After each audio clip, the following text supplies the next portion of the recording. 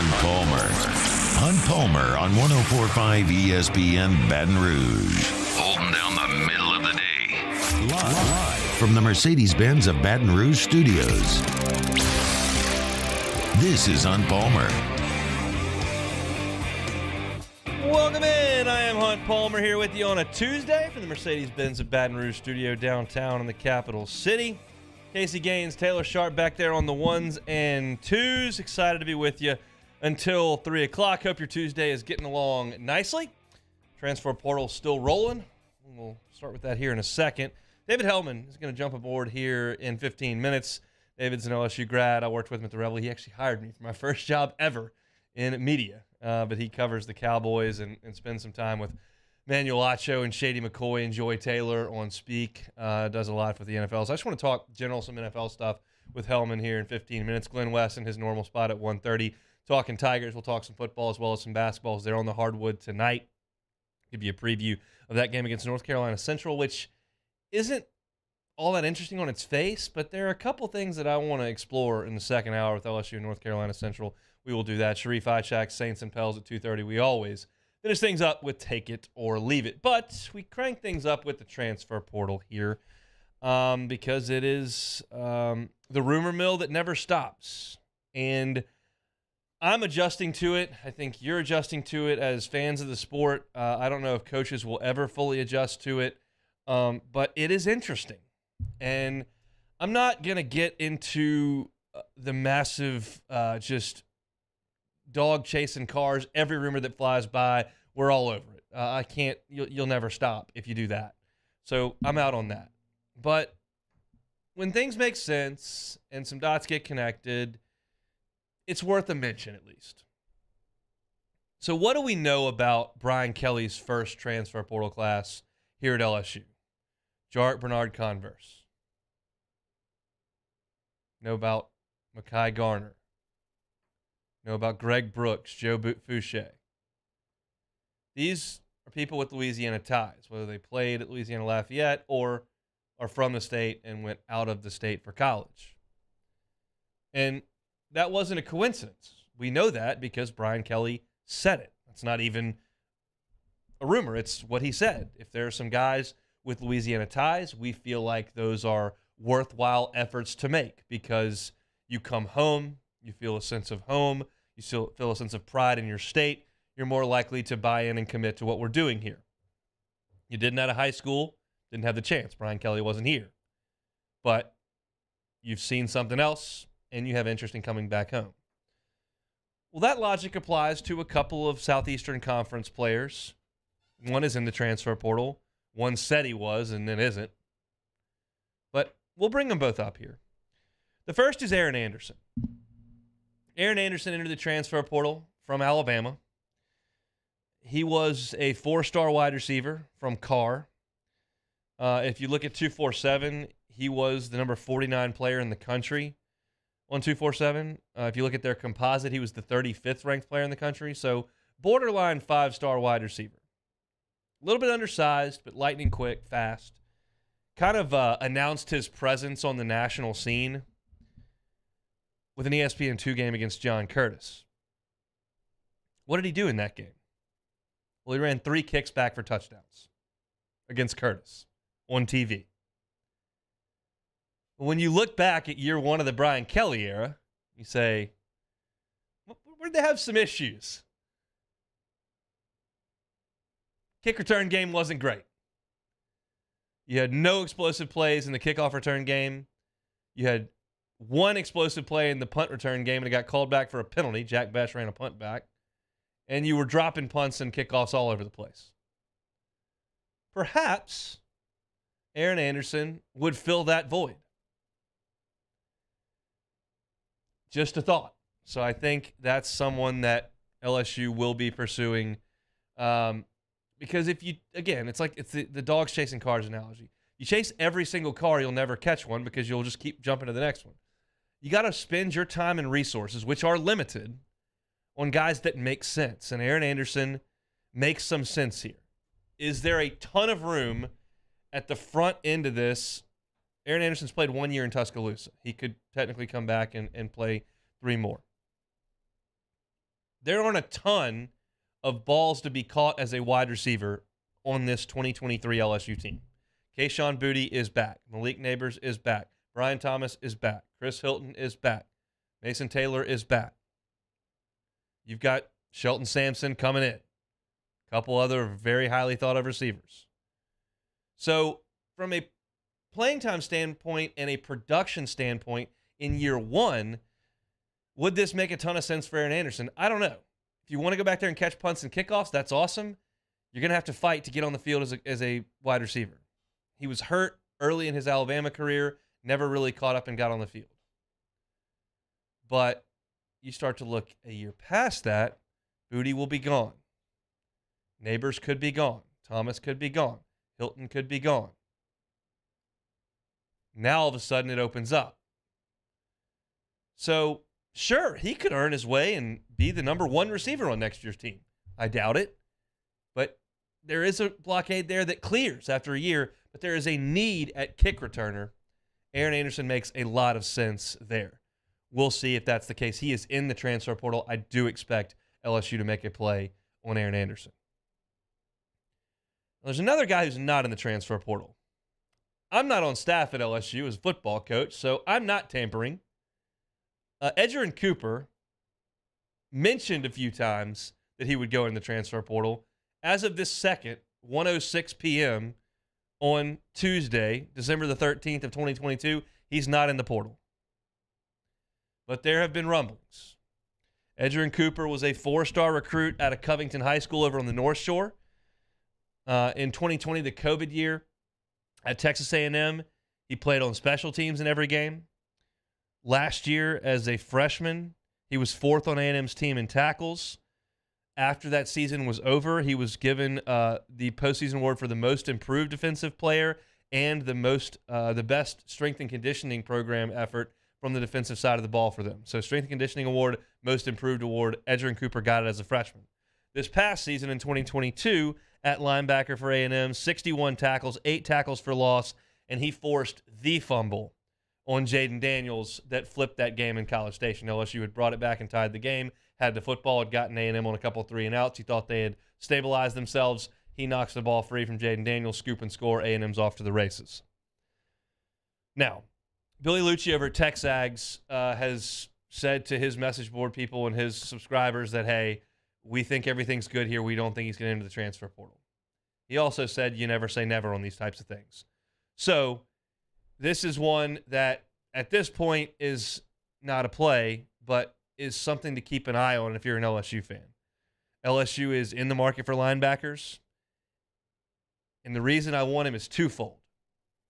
One, he comes in and is a guy who can start on the inside at linebacker for you. Two, A&M is in dire need of linebackers. Dire need.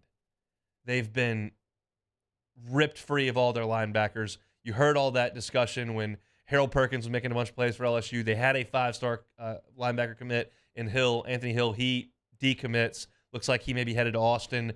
They've got a huge void at linebacker, and this would make it a lot worse. I'm all for that. You heard me? So I'm keeping my eye on Edgerrin Cooper. That's one that there's still a lot of time here. I think it felt like last week that if you looked at the transfer portal, everybody was coming in 3 days, and now it's a free-for-all. No, this is a process. Remember, people didn't used to make any decisions ever until after the bowl game. I remember breaking the story because he told me in the post game that Trey Turner was leaving after the Outback Bowl in January 1st of 2014. That's when this stuff used to happen, the first week of January. Now it starts to happen right after Thanksgiving and then right after the SEC Championship game. There is some time. So we'll see what Edgerrin Cooper decides to do. I believe LSU will be very much in the mix for Aaron Anderson, 4-star wide receiver from Alabama who went to Carr. I think Edgerrin Cooper, who's a product of the North Shore, is a possibility for LSU should he enter the transfer portal. That has not happened just yet. The other mention of the transfer portal for today, Derek Davis from LSU is announced he's going to enter the transfer portal. Remember, Davis was a big-time safety prospect that came into LSU, never really got to the field as a safety. Then LSU was out of running backs in the game against UAB at the end of the season. So he came in there and took a couple carries because he was a running back in high school. And Brian Kelly came to the podium after and was like, and what went into like, what do you think about Davis running the ball? I guess, well, we should have put them there a lot earlier. So there was a thought that maybe if Emery was gone and you're looking at the running back room and you're a little light on numbers, maybe Davis switches sides of the ball and becomes a running back on this team. That does not appear to be the case. I'm not sure what he would like to do, if he'd like to stay at safety, where he looks to be headed, but it doesn't appear that's going to be at LSU. So LSU is okay at safety, not great. The depth is not great. He would have certainly helped there, but you still got Major Burns, you still got Sage Ryan, you still got Matthew Langlois. You've got some guys at safety. Tolles out, Davis out. It's a revolving door. May have to go into the transfer portal, and certainly you've signed a couple of really good ones in this class, or will you expect to sign a couple of really good ones in this class in a week.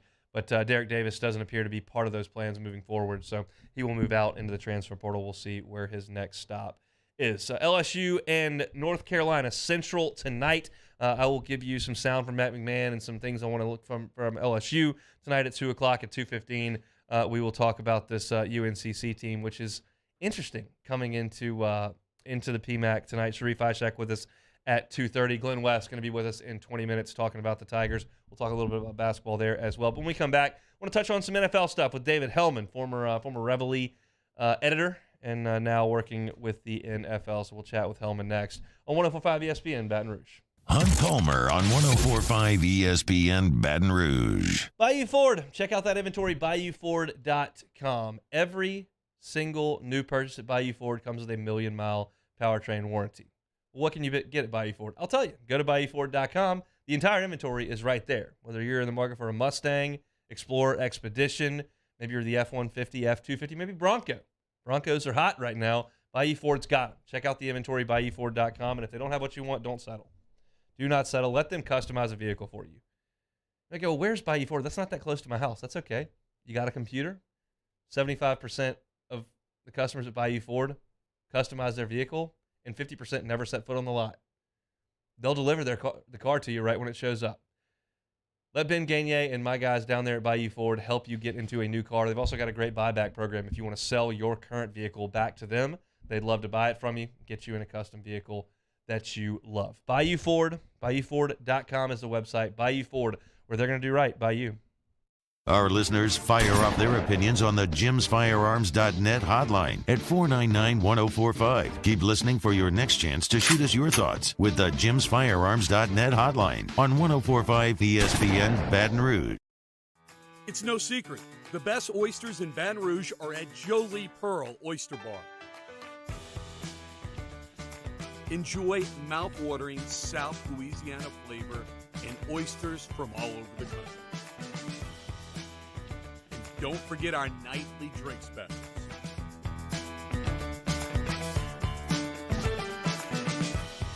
Jolie Pearl Oyster Bar, located in downtown Baton Rouge. ServiceMaster Elite create clean, disinfected work environments. As a local business, we take pride in serving the New Orleans and Baton Rouge areas. Our cleaning protocols follow CDC and OSHA standards for healthcare settings, offices, senior living, restaurants, and industrial plants. Contact ServiceMaster Elite to get your operation ready for reopening with germ disinfection cleaning. ServiceMaster Elite, the trusted choice in professional cleaning since 1996. Crime has serious consequences, but anyone can make a mistake. If you find yourself in trouble with the law, know that you have rights, and it's okay to demand them. The law offices of O.C. Brown are here to protect you and your rights. Felony or misdemeanor, DUI or drug charge. No matter what crime you're accused of, you still have rights. Let the law offices of O.C. Brown uphold them. Call 225-343-1111. Your law firm for a lifetime. Bayou Ford has the new inventory to get you in a new Ford truck or SUV today, or customize your next vehicle just the way you want. All new Bayou Ford vehicles come with a 1,000,000-mile powertrain warranty. The crew at Bayou Ford is going to do right by you. Eli's always been into grilling. It took us a while to see it, but the signs were there. What are you doing, Eli? I knew grilling was my thing. I have been talking about it throughout my career. Happy with the results? I am. Got the new grill from barbecueguys.com. It performed great. My advice, as I always told my boys, Do more of what you're born to do. Barbecue Guys, for those who were born to grill. You want cheese on your burger, Pops? I'll take a little cheese.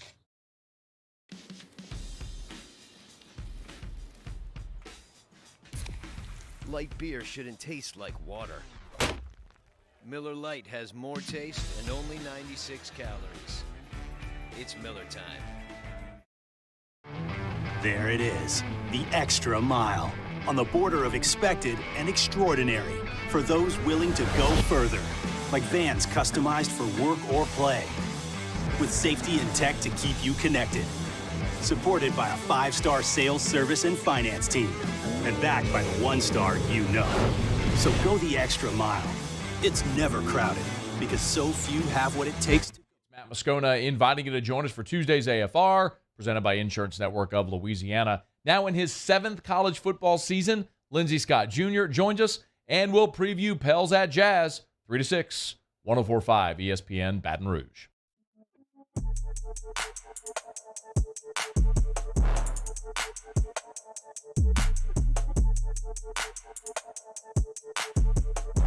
This is Hunt Palmer on 104.5 ESPN Baton Rouge. Moving right along on a Tuesday here, 104.5 ESPN Baton Rouge. Going to head out to the phone lines now, Jim's Firearm Hotline. Chat with my guy, David Helman. He covers the Cowboys for Fox Sports. You can also see him on Speak over on FS1. Mr. Helman, it's a pleasure. How are you? It's wonderful to hear from you, Hunt. What's going on, man? Not a ton. I want to just kind of dance around the NFL with you. But first, I know you're a grad of LSU. I know that because you hired me at the LSU school paper. So your thoughts on year one of the BK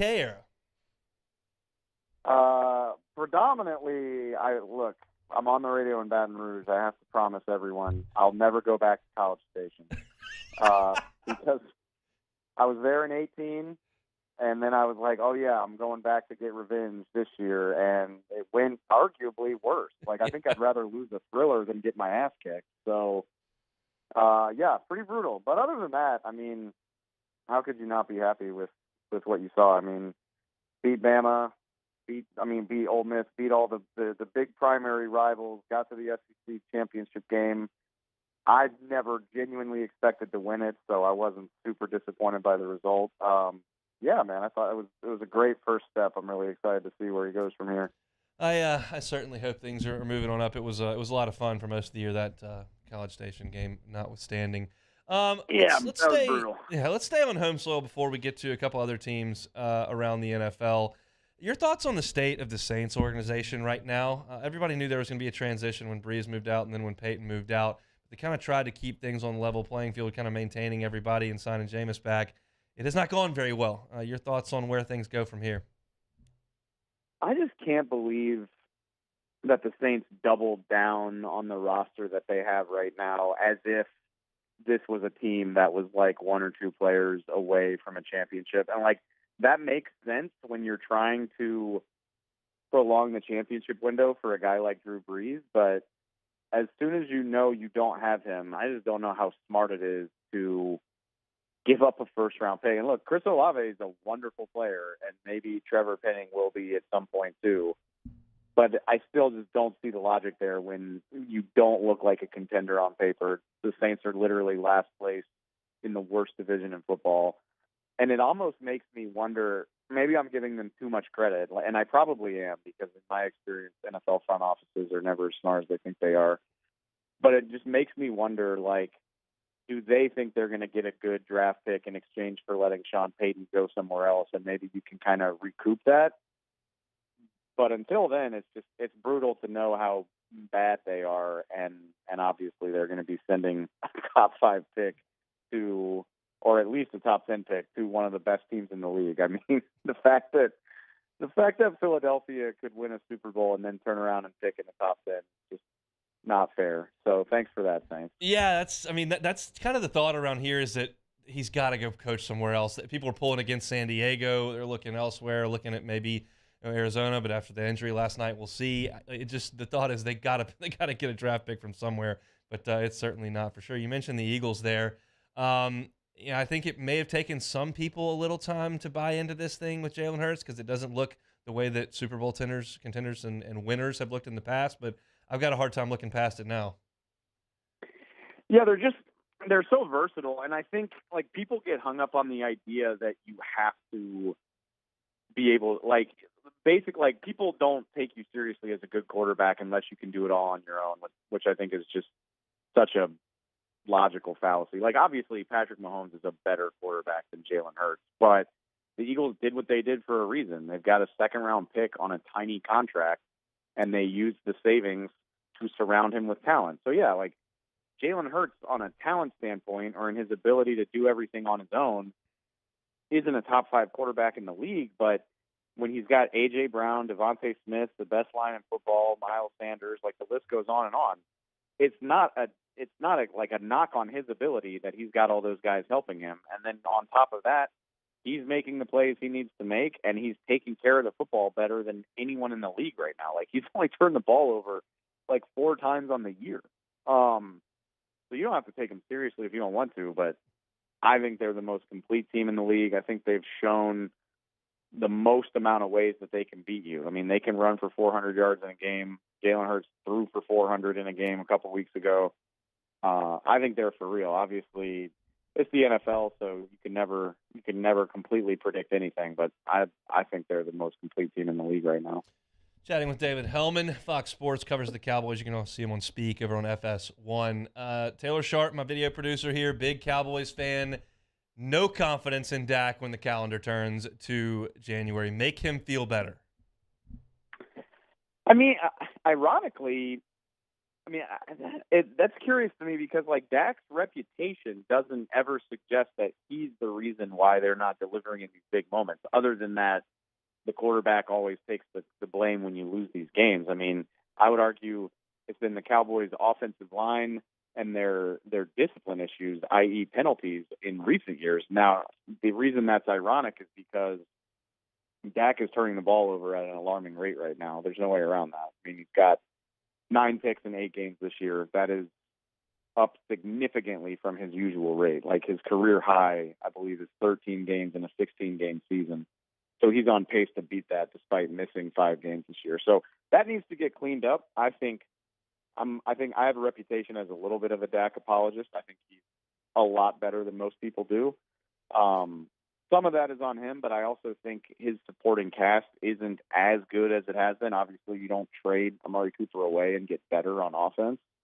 So I'm interested to see what this T.Y. Hilton signing does. I think, obviously, the guy's 33. He's had injury issues. I'm not under the illusion that he's the great player that he used to be. But if he can come in and give them a little bit of juice, I think it could do wonders, not only to make the offense a little bit more explosive, but hopefully to give Dak a safer option that can help him cut down on some of these turnovers.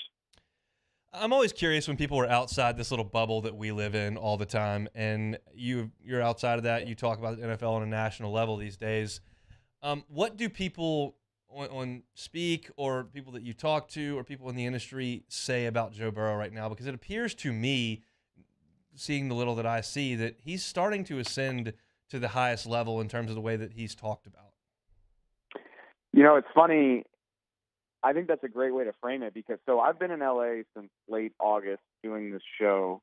And yeah, I've kind of transitioned to following the league as a whole instead of just the Cowboys. And I agree with you that, like, when I got to LA and started talking to people, they were like, yeah, I mean, Joe Burrow is good and he's got some clutch to his game, but I don't know about like top tier elite quarterback. And then over this run of hot play the Bengals have had in the last 5 weeks, I think people are just starting to accept what we as LSU fans have known for a long time. It's like there's an it factor that you just really can't account for. And like I said, like outside the bubble, I think people see that he's got, mid-tier arm strength. He doesn't make those crazy throws that go viral on Twitter the way that a Justin Herbert or a Josh Allen or Patrick Mahomes does. But I mean, when you can zip a 3rd and 11 slant into double coverage for a first down that ices the game against one of the best teams in the league, when you can do stuff like that time and time again, I think it's hard to deny. And the Bengals are one of the, best handful of teams in the league again the year after getting to the Super Bowl. And Joe doesn't look, like I said, he doesn't look like one of those guys physically or in terms of his arm talent, but I think he's really starting to win more and more people over because the results start to speak for themselves after a while. And for my money, I think it's Mahomes, and then right behind him is probably Josh Allen. But after those two, I think Joe's got just as good an argument as anybody to be the next guy in line right after that. Yeah, and then fair or foul, quarterbacks are going to be saddled with what they do in the postseason. So if he beats those guys again, beats Mahomes again, or beats Allen in the playoffs and gets you another Super Bowl, all of a sudden the case will be made for people, I guess. Last one here, Dave, your time so much appreciated. This is just a guess, but just your thoughts. Do Aaron Rodgers or Tom Brady or both play next year? I think they both do, because I think when you're talking about like that type of legacy and that type of ego, I think it's hard to let things go on such a down note. Like when you're one of the best to ever play your position, I think it's pretty hard to ride off into the sunset knowing that you left such a bad final impression. I mean, the Bucks obviously still have a really good chance to make the playoffs because the NFC South is so bad, but it's looking very unlikely that Aaron Rodgers will be in the playoffs. And even if the Bucks do make the playoffs, they just don't really have the look of a team that's going to make any noise. And I think that would be tough for either one of them to stomach. So not saying it'll definitely go better next year, but I have a hard time believing that either one of them wants to end their career on that note. From a basement over there on campus at LSU to FS1, that's the natural path. I'm pumped for you, man. Thanks for your time. Look at us now, my guy. I'm pumped for you. Good to talk to you. All right, Dave. Be well. That is David Helman, Cowboys reporters from Fox Sports. I worked with Dave at the Reveille. He hired me there based on some column I wrote about how LSU needed to fire Les Miles. When I was a student, I think that was 2009 I got hired. So, but he's done such great work. He covered LSU for a little bit and then went over and covered the Cowboys for Cowboys.com for a while, and now with Fox, and is doing some awesome stuff. So appreciate him coming on. He covers the league, the Cowboys mainly, but he does it from kind of a whole perspective. And he goes on speak on FS1 with, like I said, Emmanuel Acho and Shady McCoy and Jory Taylor, and basically sets him straight from what I've seen on the Twitter machine. So I appreciate him for coming on and kind of kicking some things around that I don't have as good a feel for because I'm not out in LA talking about it every single week like he is. So appreciate him for doing that as we step outside the bubble there briefly. But back into the bubble here in the next segment. Glenn West, Go 247 on some football, transfer portal, and some basketball. We'll see the Tigers in action in the PMAC tonight. You're listening to 104.5 ESPN Baton Rouge. This is On Palmer. In times of need, get a full list of phone numbers, websites, and other important emergency information on the Demco Stormwatch page at 1045ESPN.com. Winter can be magical. The Mercedes-Benz Winter Event is here, and there's no better time to check out our new Mercedes-Benz of Baton Rouge inventory. We have the vehicles that can make your holiday extraordinary. See all the latest technological features on the newest models during our Mercedes-Benz Winter Event. Shop our best of the best award-winning dealership. Visit mbobr.com.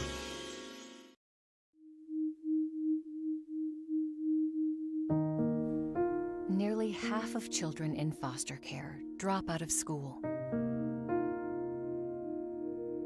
But you can rewrite that story. Children and youth with CASA and GAL volunteers are more likely to succeed in school. Change a child's story. Become a volunteer today.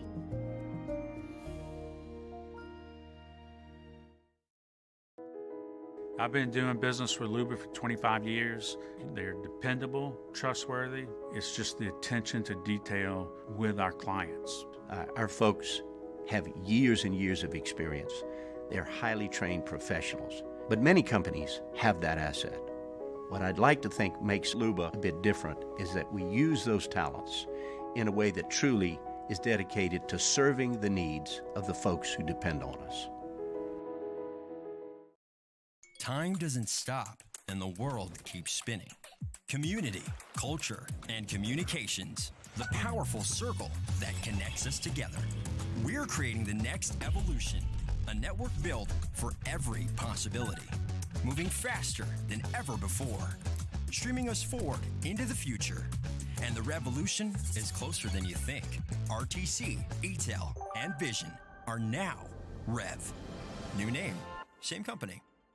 Gulf Coast Office Products is a nationally recognized Savin office equipment dealer based right here in Louisiana. Over 100 employees strong, Gulf Coast has the boots on the ground to support all vertical markets, from education, engineering, legal, and finance. With the latest in office technology, from desktop to production segment units, Gulf Coast and Savin have the perfect fit for you.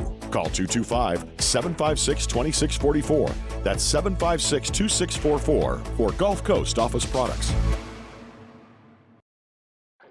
Oh, hey, what's up? It's Big D and Bubba, 100.7 The Tiger Morning Show. We'd love for you to join us every weekday, 4 a.m. till 9 a.m. Yeah, everything you want in a show. Country music. We got laughs. We got celebrity in-studio guests. We just need you. Join us every weekday morning, 4 a.m. to 9 a.m., right where it all started. That's right. Louisiana's country station, 100.7 The Tiger. Louisiana. It's a place defined by culture, by pride, by passion, by people who do more than love this place. They celebrate it, elevate it, champion it. They are the individuals who embody what makes Louisiana great. The companies that make Louisiana a better place to work and live. The nonprofits leading transformational change in our communities. Champions of Louisiana are all around us, and LWCC is proud to celebrate them because we've always been Louisiana loyal, supporting the workers, the innovators, the change agents of this great place we call home. Who are the champions around you? Together, we can share their stories. Together, we can help our home state thrive. Together, we are Louisiana. Me, Jimmy Out and Mike Delicano for the Tuesday edition of Game Time presented by Bet Rivers. We're at Doe's Eat Place on Government Street in the heart of Mid-City. Game Time presented by Bet Rivers, 6 to 8 p.m. on 104.5 ESPN Baton Rouge.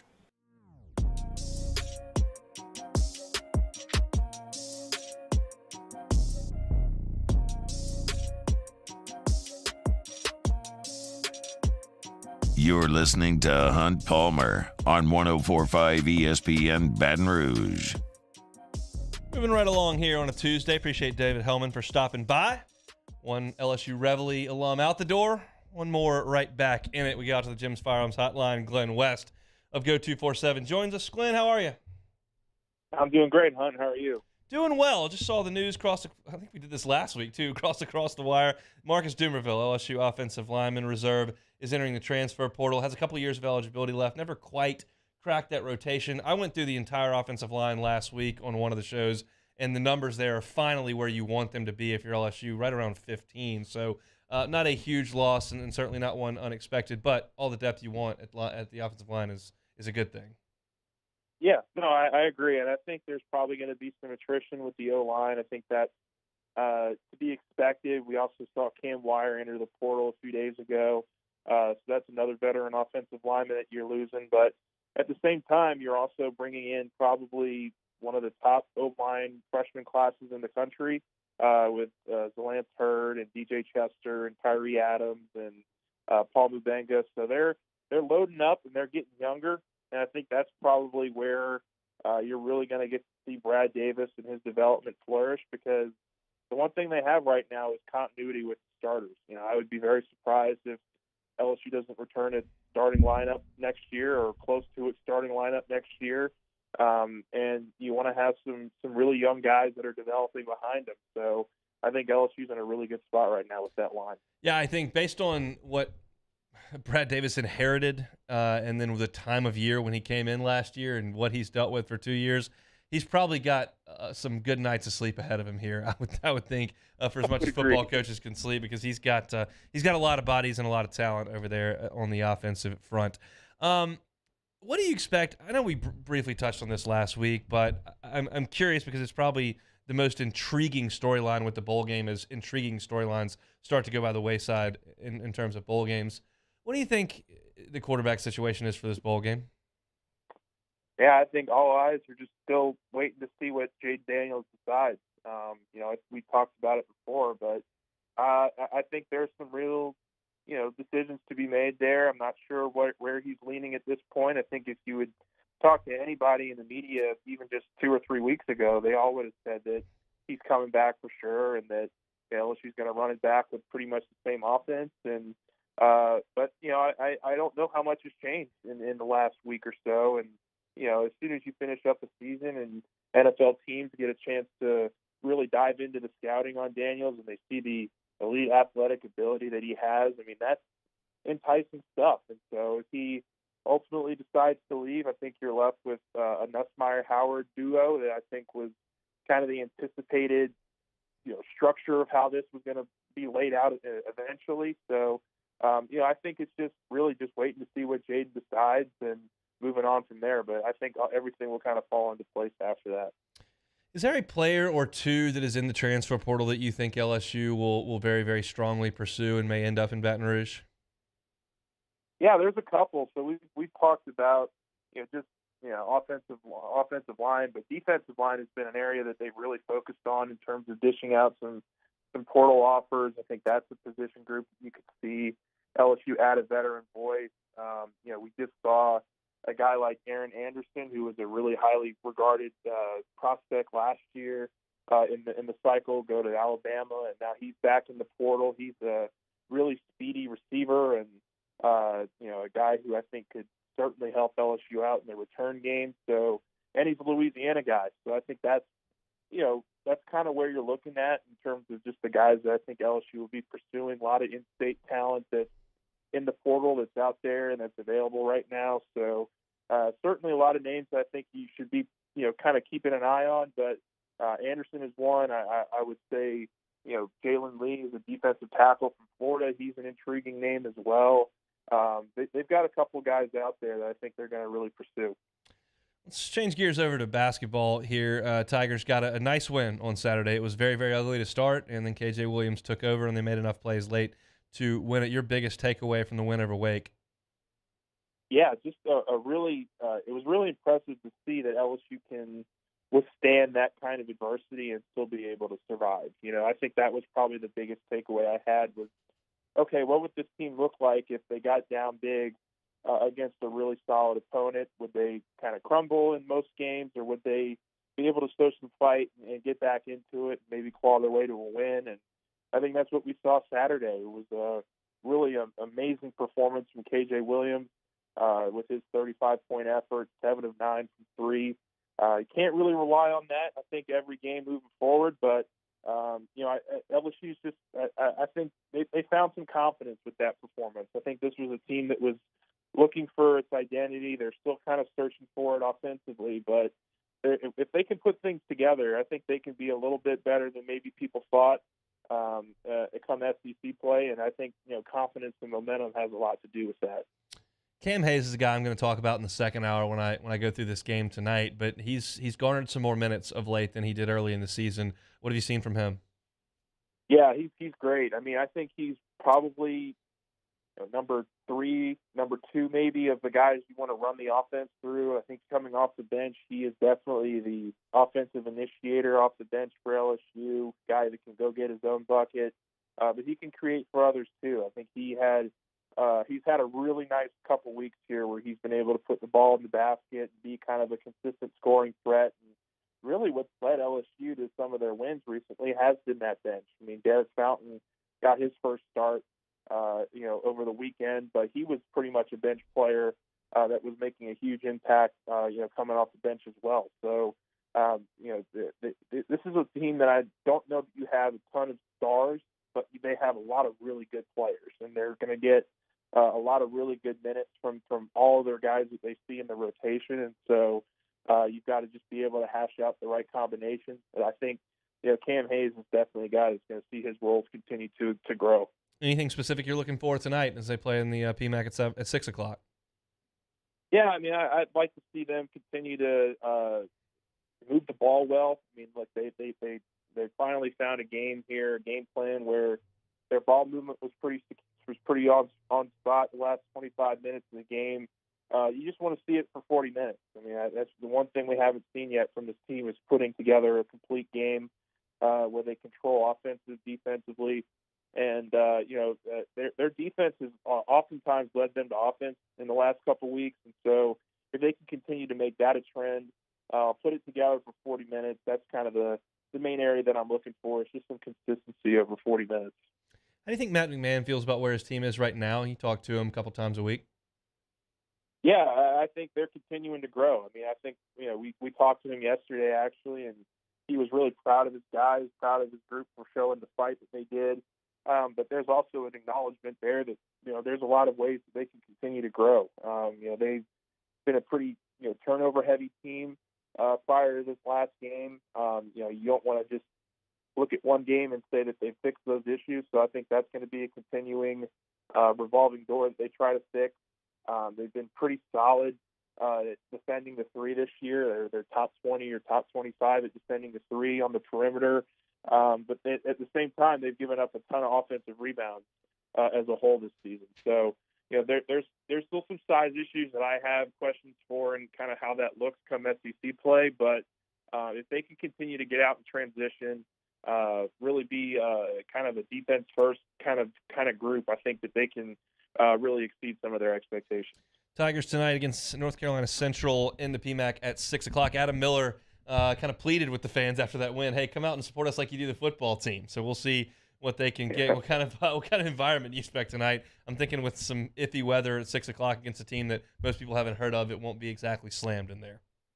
Well, this is kind of the downside of kind of school being out, right? Yeah. And the student section, which has been it's been pretty packed, honestly. I've been pretty impressed with the student crowd that showed up this year. Most of those kids are not here, so they've actually put out a promo deal that they're offering, student section seats to fans for some kind of deal. And so we'll see if that attracts any other extra fans that are, looking to kill an evening with the family. But yeah, I think you could probably expect some crowd, but really it's going to start heating up, I would say, once SEC play rolls around. I will be out there at 6 o'clock. Hope that some of y'all listening will be as well. Glenn West will be there. He is with us every single Tuesday from Go247. Glenn, thanks for the time. All right. Thanks, I appreciate you. Always a pleasure. Glenn West, appreciate him for jumping aboard here. I want to remind you about our 15K holidays, 104.5 ESPN Baton Rouge and Citizens Bank and Trust are in the spirit to rock your holidays with $15,000 in cash. It's our 15K holidays. Head to 1045ESPN.com and register to win a $15,000 national cash prize or $1,500 in a local cash prize. The 15K holidays powered by Citizens Bank and Trust and 104.5 ESPN Baton Rouge. We will talk LSU hoops at the top of hour number 2. Everybody has been giving their Mike Leach stories and some of the remembrances. If you listen to Charlie's show a little bit earlier, you heard some great stuff from Bill Martin and some of the things that Charlie wanted to talk about. I've got a little bit of a different spin on it, and it's a little bit personal, even though I never met Mike Leach. I'll tell you that to finish out hour number 1 next on 104.5 ESPN Baton Rouge. Hunt Palmer on 104.5 ESPN Baton Rouge. Start NFL Week off 15 right with the same game parlay insurance from FanDuel, America's #1 sportsbook. Doesn't matter if you're new to FanDuel, if you already have an account, you'll get free bets back if your 4+ leg Thursday night same game parlay falls just 1 leg short. NFL same game parlays are the perfect way to combine your bets for a chance at a bigger payday. It's really, really easy to do. Go on there, you look at Christian McCaffrey's rushing yards. You can bet over, you can bet under. Take Deebo Samuel, score a touchdown. Geno Smith, over/under passing yards. Parlay it with your money line. You can score big. Build your own, or you can choose from one of the popular same-game parlays pre-built for you in FanDuel's top-rated sportsbook app. However you want to play, you can bet the NFL on Thursday night with a same-game parlay. Just sign up with the promo code 1045ESPN if you don't already have an account. If you already have FanDuel, you're all set. Sign in, see what you got. Make every moment more with FanDuel, an official sports betting partner of the NFL. Must be 21 and present in Louisiana. Refund issues, non-withdrawable free bets, expires 7 days after receipt. Max free bet $25. Restrictions apply. See terms at sportsbook.fanduel.com. If you're someone who has a gambling problem and wants help, call 1-877-770-STOP. Our listeners fire off their opinions on the jimsfirearms.net hotline at 499-1045. Keep listening for your next chance to shoot us your thoughts with the jimsfirearms.net hotline on 104.5 ESPN Baton Rouge. Bayou Chrysler Dodge Jeep Ram has $11,000 off MSRP plus 2.9% for 72 months on all new 2022 Ram Black Widow trucks in stock. All new Bayou vehicles come with a 1 million mile powertrain warranty and free delivery. If you need sales or service, the crew at Bayou is going to do right by you. Follow us on Twitter at 1045ESPN to cast your vote in the Citizens Bank and Trust Poll of the Day. Vote daily inside Off the Bench, anytime. Hunt and Hill. And after further review, Citizens Bank and Trust brings you the Poll of the Day via Twitter at 1045ESPN. I've been doing business with Luba for 25 years. They're dependable, trustworthy. It's just the attention to detail with our clients. Our folks have years and years of experience. They're highly trained professionals, but many companies have that asset. What I'd like to think makes Luba a bit different is that we use those talents in a way that truly is dedicated to serving the needs of the folks who depend on us.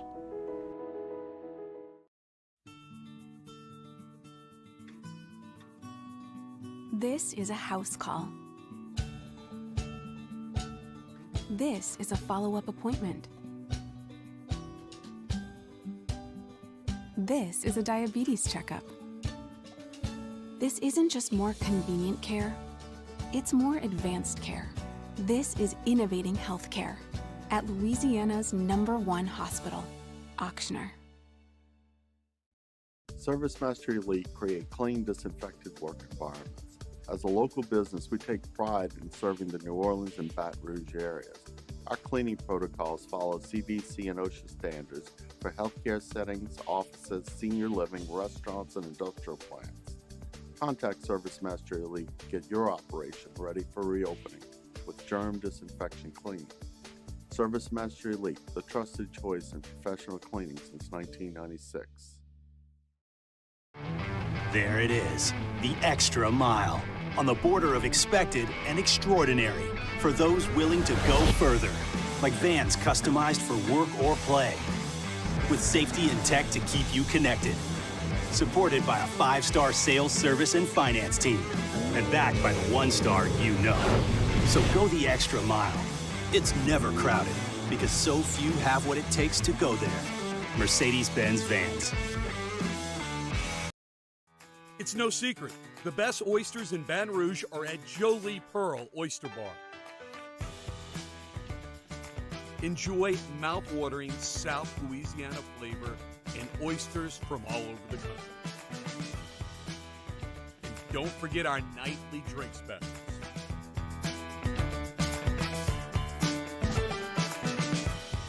Jolie Pearl Oyster Bar. On Wednesday's OTB, how did the Pels fare in their trip? Plus, another hour of some holiday flustering. Continue to refine your favorite Christmas movies and the latest on the Citrus Bowl. Off the Bench, 7 to 10 a.m., 104.5 ESPN.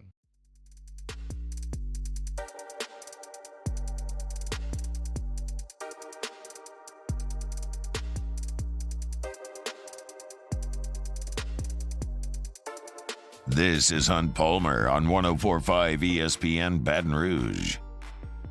Cool announcement on Twitter just now. It has been determined that Mississippi State is going to play in their bowl game coming up on January the 2nd. They play Illinois, and obviously that was in question.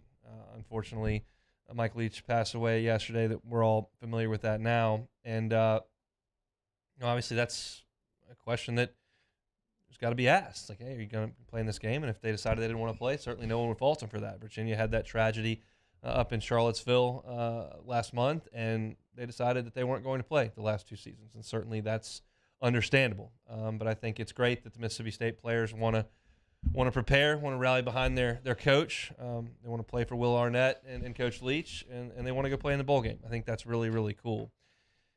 No doubt, if you're in the world of sports, if you listen to this show, if you're on Twitter and have a sports-centric following there, you've seen, at this point, dozens of stories about Mike Leach and his impact on people over his lifetime. And they're just different than any stories I generally see about coaches. And a lot of these stories that you're seeing are coming from journalists. Obviously, most of the stories you see are from journalists. But in this era of social media, anybody can have their word heard.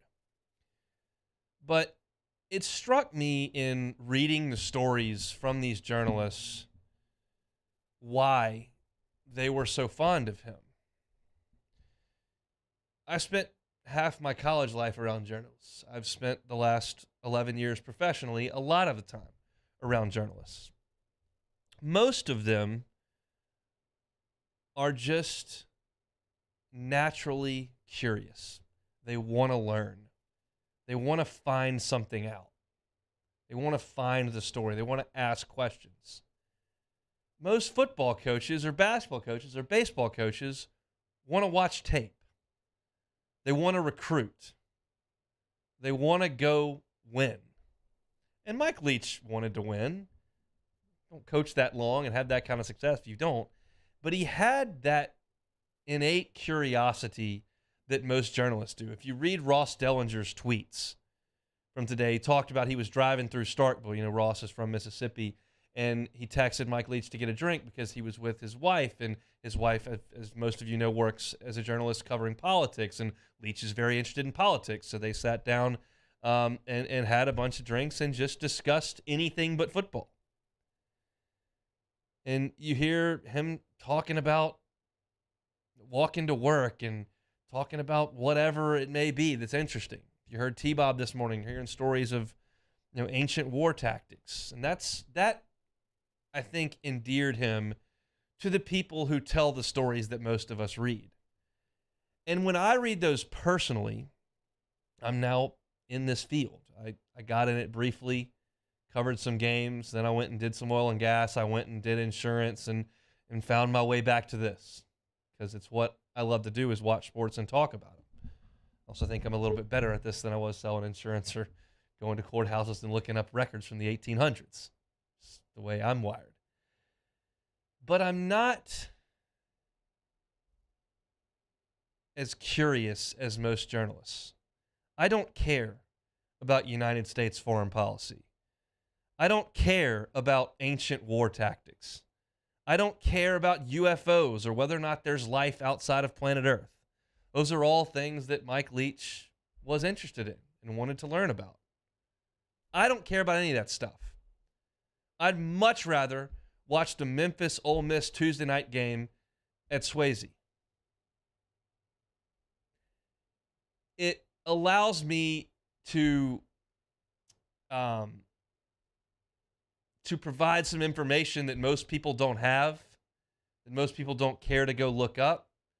So in that way, I'm an inch wide and a mile deep, which comes in handy sometimes and probably far more often does not. Y'all have heard my inability to recall movie quotes. I don't know anything about pop culture, politics. But it occurs to me personally in reading this kind of stuff that there's something to be said for branching out. And I'm never going to be, you know, a guy that knows a little bit about a lot. That's just never going to be who I am. And I never knew Mike Leach, so implying that he's going to have some sort of profound effect on me is probably disingenuous. But it does interest me that so many people wanted to be around him and felt so enriched by his presence. People that played for him, people that coached with him, coached under him, and people that covered him. And there's something to be taken for that. And I think it's a big deal when your time is done that people can take something from your life. And I've tried over the last few years to branch out and watch a little bit of the news and try to be a little bit more informed in what goes on and be a little bit more interested in things that go on outside of sports, LSU sports, the Cubs, what's going on at AAA Iowa, what's going on, who's LSU's middle relief guy going to be if they get in trouble on a Saturday against Alabama. I got to do a little bit better. And Mike Leach did a lot better. And he made a lot of people's lives better because of that. So, well, I'm still going to think that most of the time when I turn on the news and they're talking politics, that the people on the screen are either lying or have a massive agenda. Maybe I can learn a little bit about what's going on. Maybe I can take a little bit of an interest in something that I never thought that I would. Might make me better in front of a microphone to have some culture behind it. Might be that I'm a better parent because of that. It struck me today because you hear so many stories, and it's the same way when anyone's time comes way too early, or even, you know, when someone who lives what is thought to be a full and long life. But for some reason, this deal, because he was thought of as just a football coach, but every single person you see stories from essentially tells you something that has nothing to do with football, that's something that can be admired. And I'm so far from that it struck me personally. So I wanted to give that thought. I'm glad Mississippi State's playing in their bowl game. And I'm glad those guys had a chance to play for Mike Leach, because it sounds like he just did so much good for so many people. So as you've heard, all day, stories about Mike Leach, and they're humorous at times and insightful just as often. That'll do it here for us in hour number 1. Loaded in hour number 2. We're going to talk a lot about this basketball game tonight at 6 o'clock. It's getting time to crank things up on the basketball side of things. I've got some thoughts on LSU, as well as their opponent tonight, that I think you'll find a little bit interesting. Of course, take it or leave it, and Sharif Ishaq on the Saints. Come back with us after Sports Center, 104.5 ESPN Baton Rouge. There it is, the extra mile, on the border of expected and extraordinary, for those willing to go further, like vans customized for work or play, with safety and tech to keep you connected, supported by a 5-star sales, service, and finance team, and backed by the 1-star you know. So go the extra mile. It's never crowded, because so few have what it takes to go there. Mercedes-Benz Vans. Eli's always been into grilling. It took us a while to see it, but the signs were there. What are you doing, Eli? I knew grilling was my thing. I have been talking about it throughout my career. Happy with the results? I am. Got the new grill from barbecueguys.com. It performed great. My advice, as I always told my boys, do more of what you're born to do. Barbecue Guys, for those who were born to grill. You want cheese on your burger, Pops? I'll take a little cheese. Crime has serious consequences, but anyone can make a mistake. If you find yourself in trouble with the law, know that you have rights, and it's okay to demand them. The law offices of O.C. Brown are here to protect you and your rights. Felony or misdemeanor, DUI or drug charge. No matter what crime you're accused of, you still have rights. Let the law offices of O.C. Brown uphold them. Call 225-343-1111. Your law firm for a lifetime.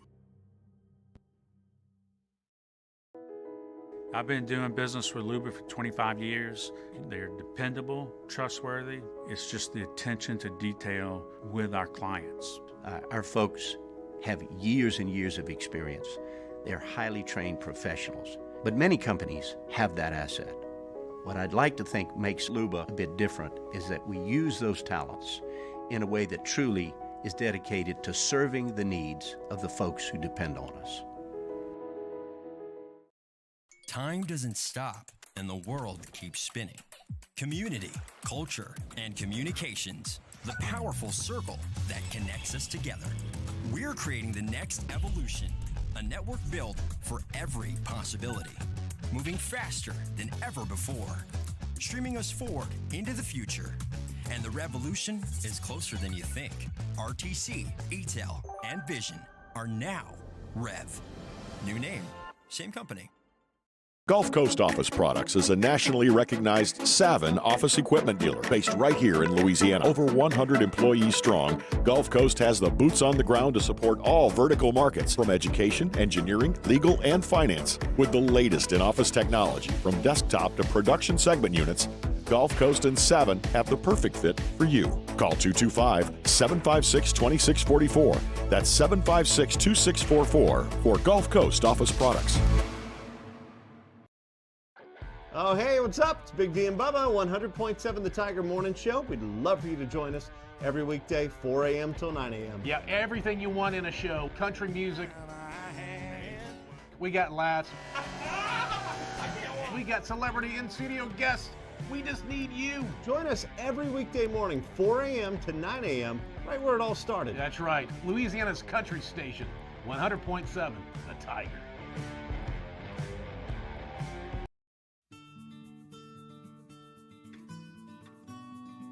This is a house call. This is a follow-up appointment. This is a diabetes checkup. This isn't just more convenient care, it's more advanced care. This is innovating healthcare at Louisiana's #1 hospital, Ochsner.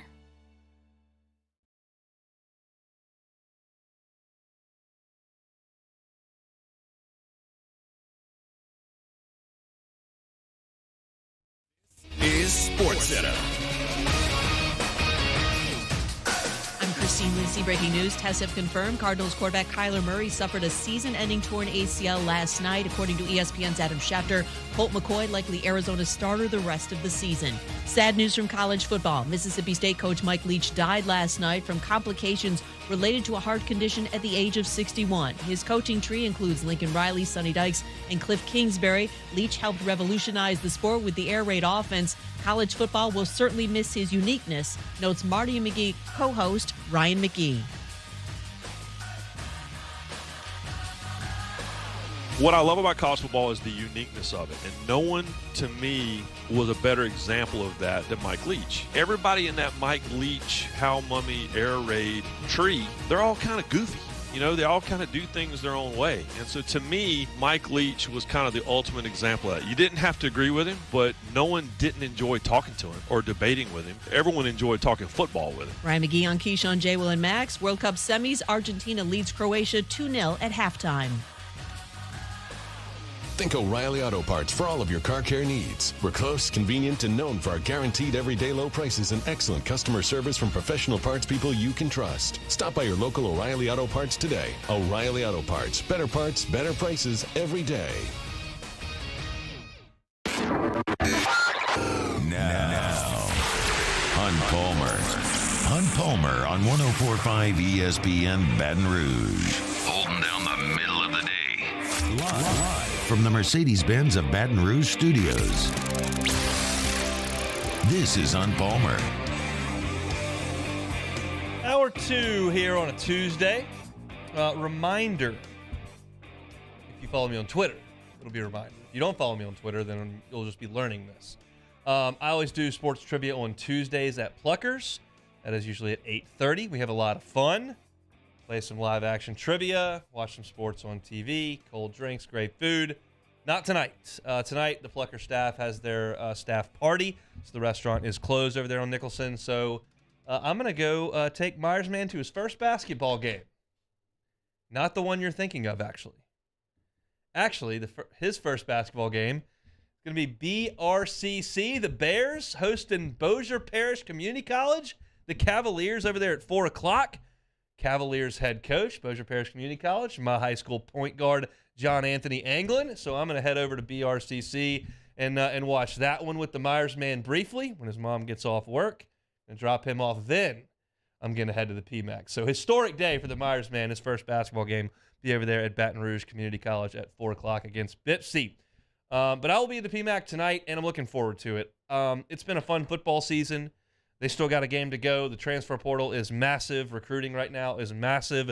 And I think based on kind of the energy around the town, the energy in the Bayou Ford chat, what I see on Twitter, even just my personal interactions with people, basketball hasn't really flipped because there hasn't been a huge amount of expectation on this team.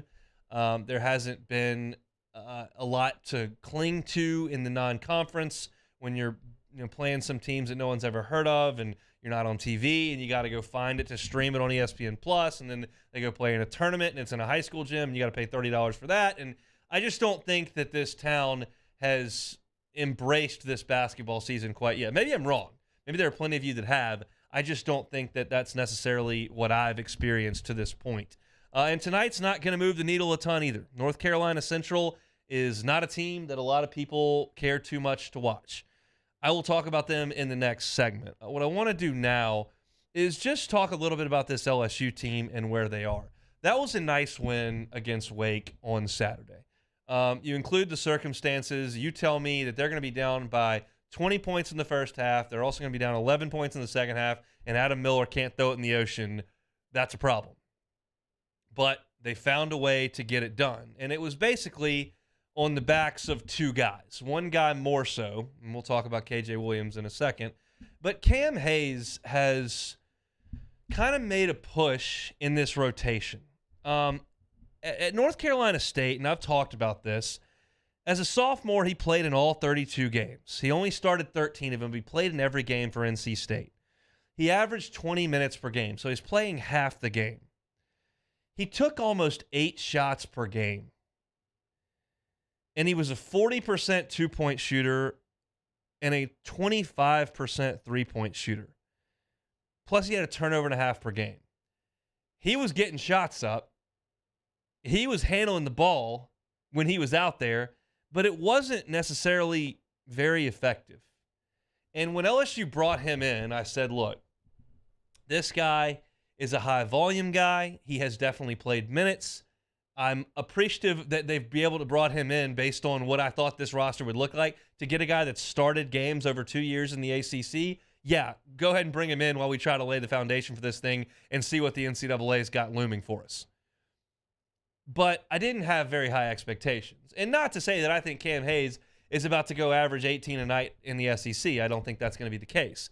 We're talking about a guy who in the season opener against Missouri, Kansas City, played 2 minutes. We're talking about a guy that against Wake on Saturday played 28. So obviously, Matt McMahon has seen something in Cam Hayes that has pushed him into this rotation. He was asked about Cam Hayes yesterday in his press conference, and this is what he had to say.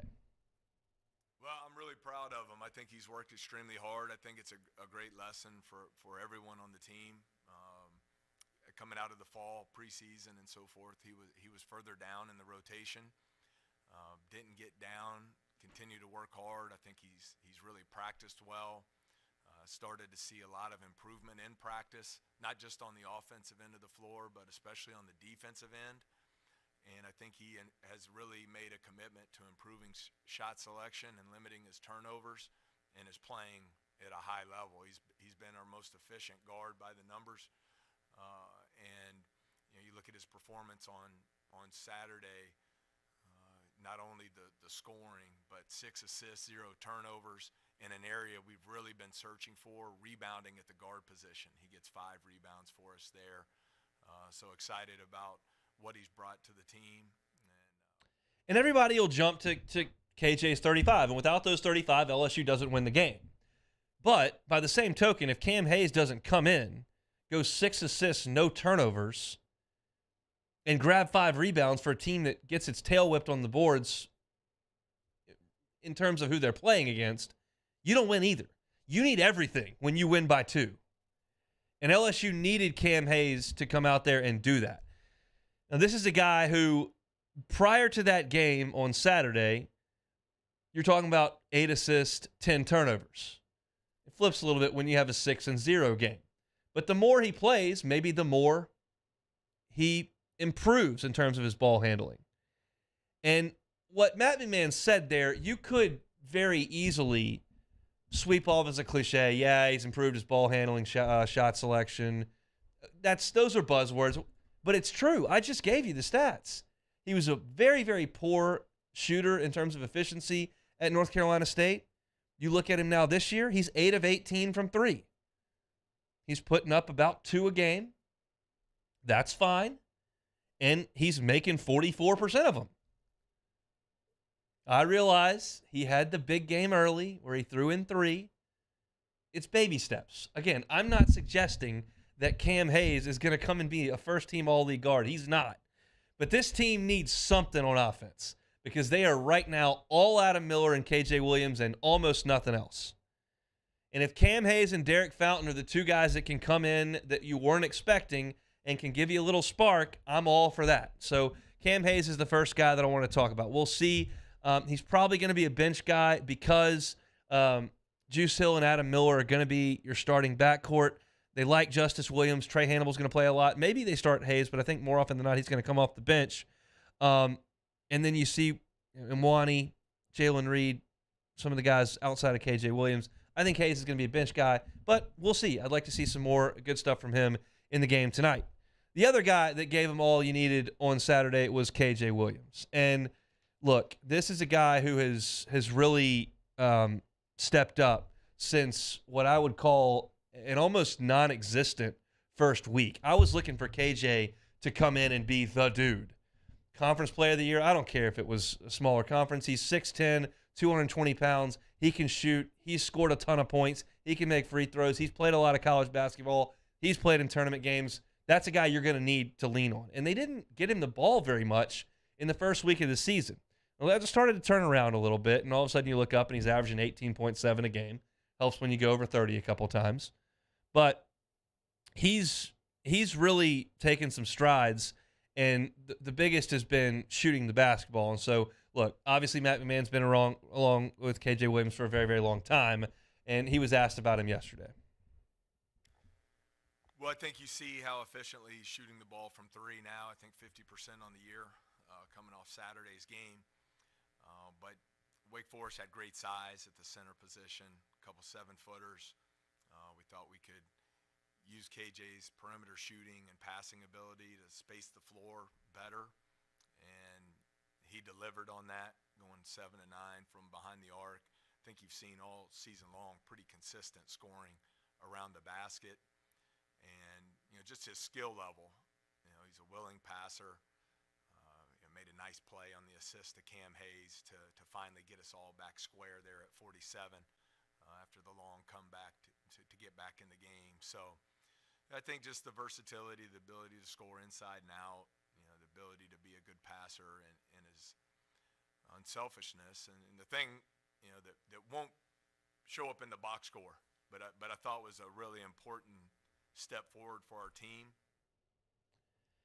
Look, and KJ is going to be a leader, and that's what Matt McMahon was going to allude to, but it's another minute on that, and I didn't want to just roll for 2 minutes straight on Matt McMahon. But he said, look, they've been some huddles where this team's been pretty quiet, and KJ's been a guy that's talking. And he was talking a lot on Saturday.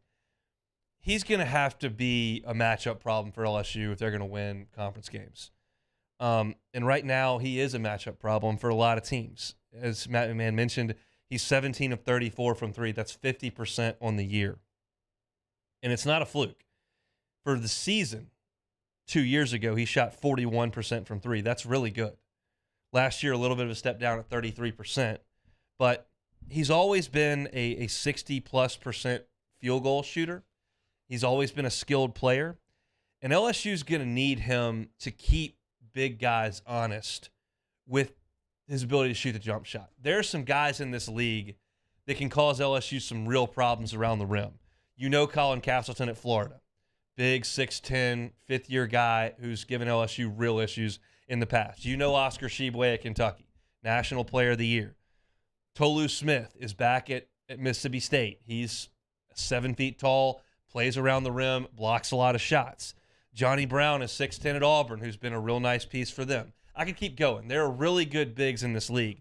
If KJ can force them to go play defense out on the three-point line, it can do a couple things. One, it can open up driving lanes to get to the rim. And two, you get big guys like that out in space, they pick up fouls. They'd rather be around the rim, blocking out, getting rebounds, challenging shots, than trying to move their feet out in space.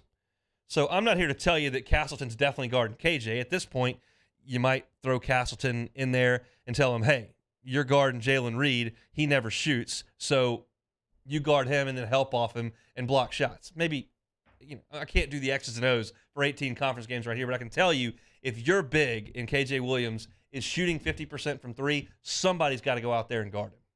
So that's a big, big deal for this team. So it's nice to see him pick up the slack for Adam Miller. Hopefully Adam gets it rolling again tonight in the game against North Carolina Central. When we come back, I'll tell you about this North Carolina Central team. They're out of the MEAC. They're not a team that you're going to pay attention to ever.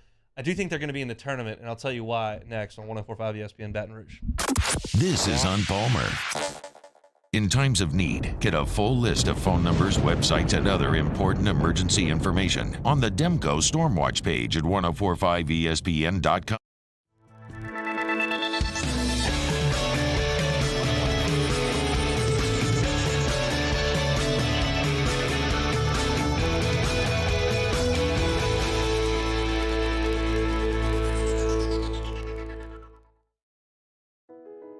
I've been doing business with Luba for 25 years.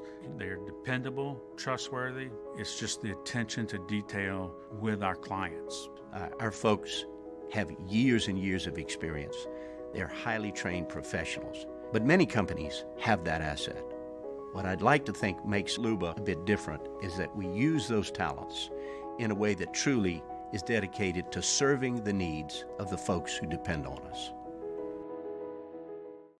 Bayou Ford has the new inventory to get you in a new Ford truck or SUV today, or customize your next vehicle just the way you want it. All new Bayou Ford vehicles come with a 1 million mile powertrain warranty. The crew at Bayou Ford is going to do right by you. Louisiana. It's a place defined by culture, by pride, by passion, by people who do more than love this place. They celebrate it, elevate it, champion it. They are the individuals who embody what makes Louisiana great.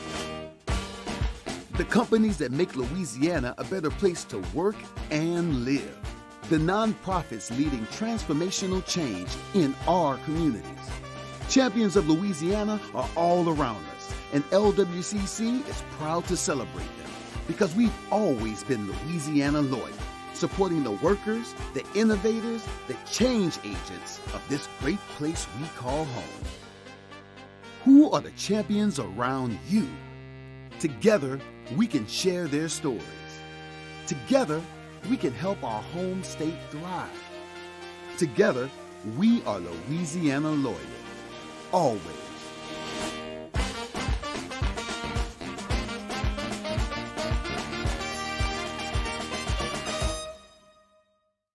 Service Mastery Elite create clean, disinfected work environments. As a local business, we take pride in serving the New Orleans and Baton Rouge areas.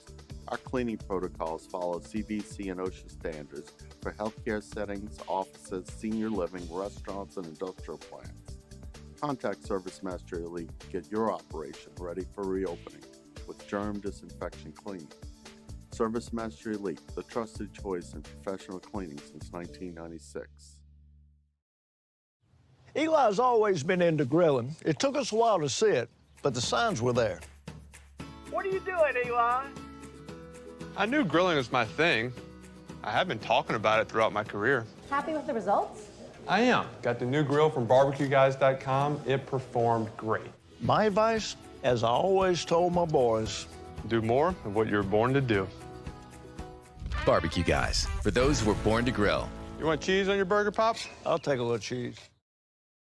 It's no secret. The best oysters in Baton Rouge are at Jolie Pearl Oyster Bar.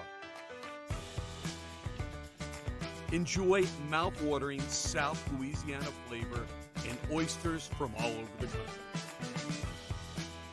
And don't forget our nightly drink specials.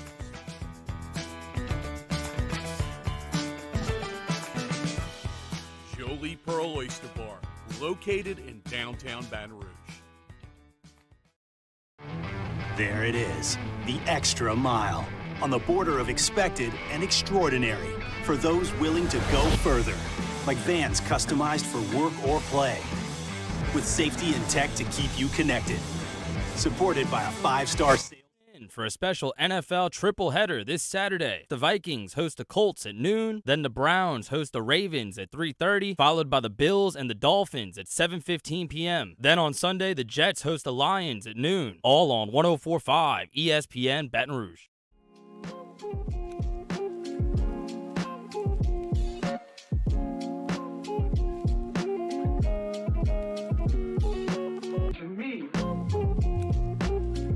You're listening to Hunt Palmer on 104.5 ESPN Baton Rouge. Get out to the PMAC if you can tonight. If you got nothing to do, you're thinking, oh, I could do that. It's 6 o'clock tip-off. Not going to be a late night. Students are gone. Could be a little bit of a sleepy environment inside the PMAC. But guys have won games late over the last couple of weeks and would love a big crowd. I will be there tonight. Looking very much forward to it. They'll play North Carolina Central, the Eagles, out of the MEAC. North Carolina Central's 5-5.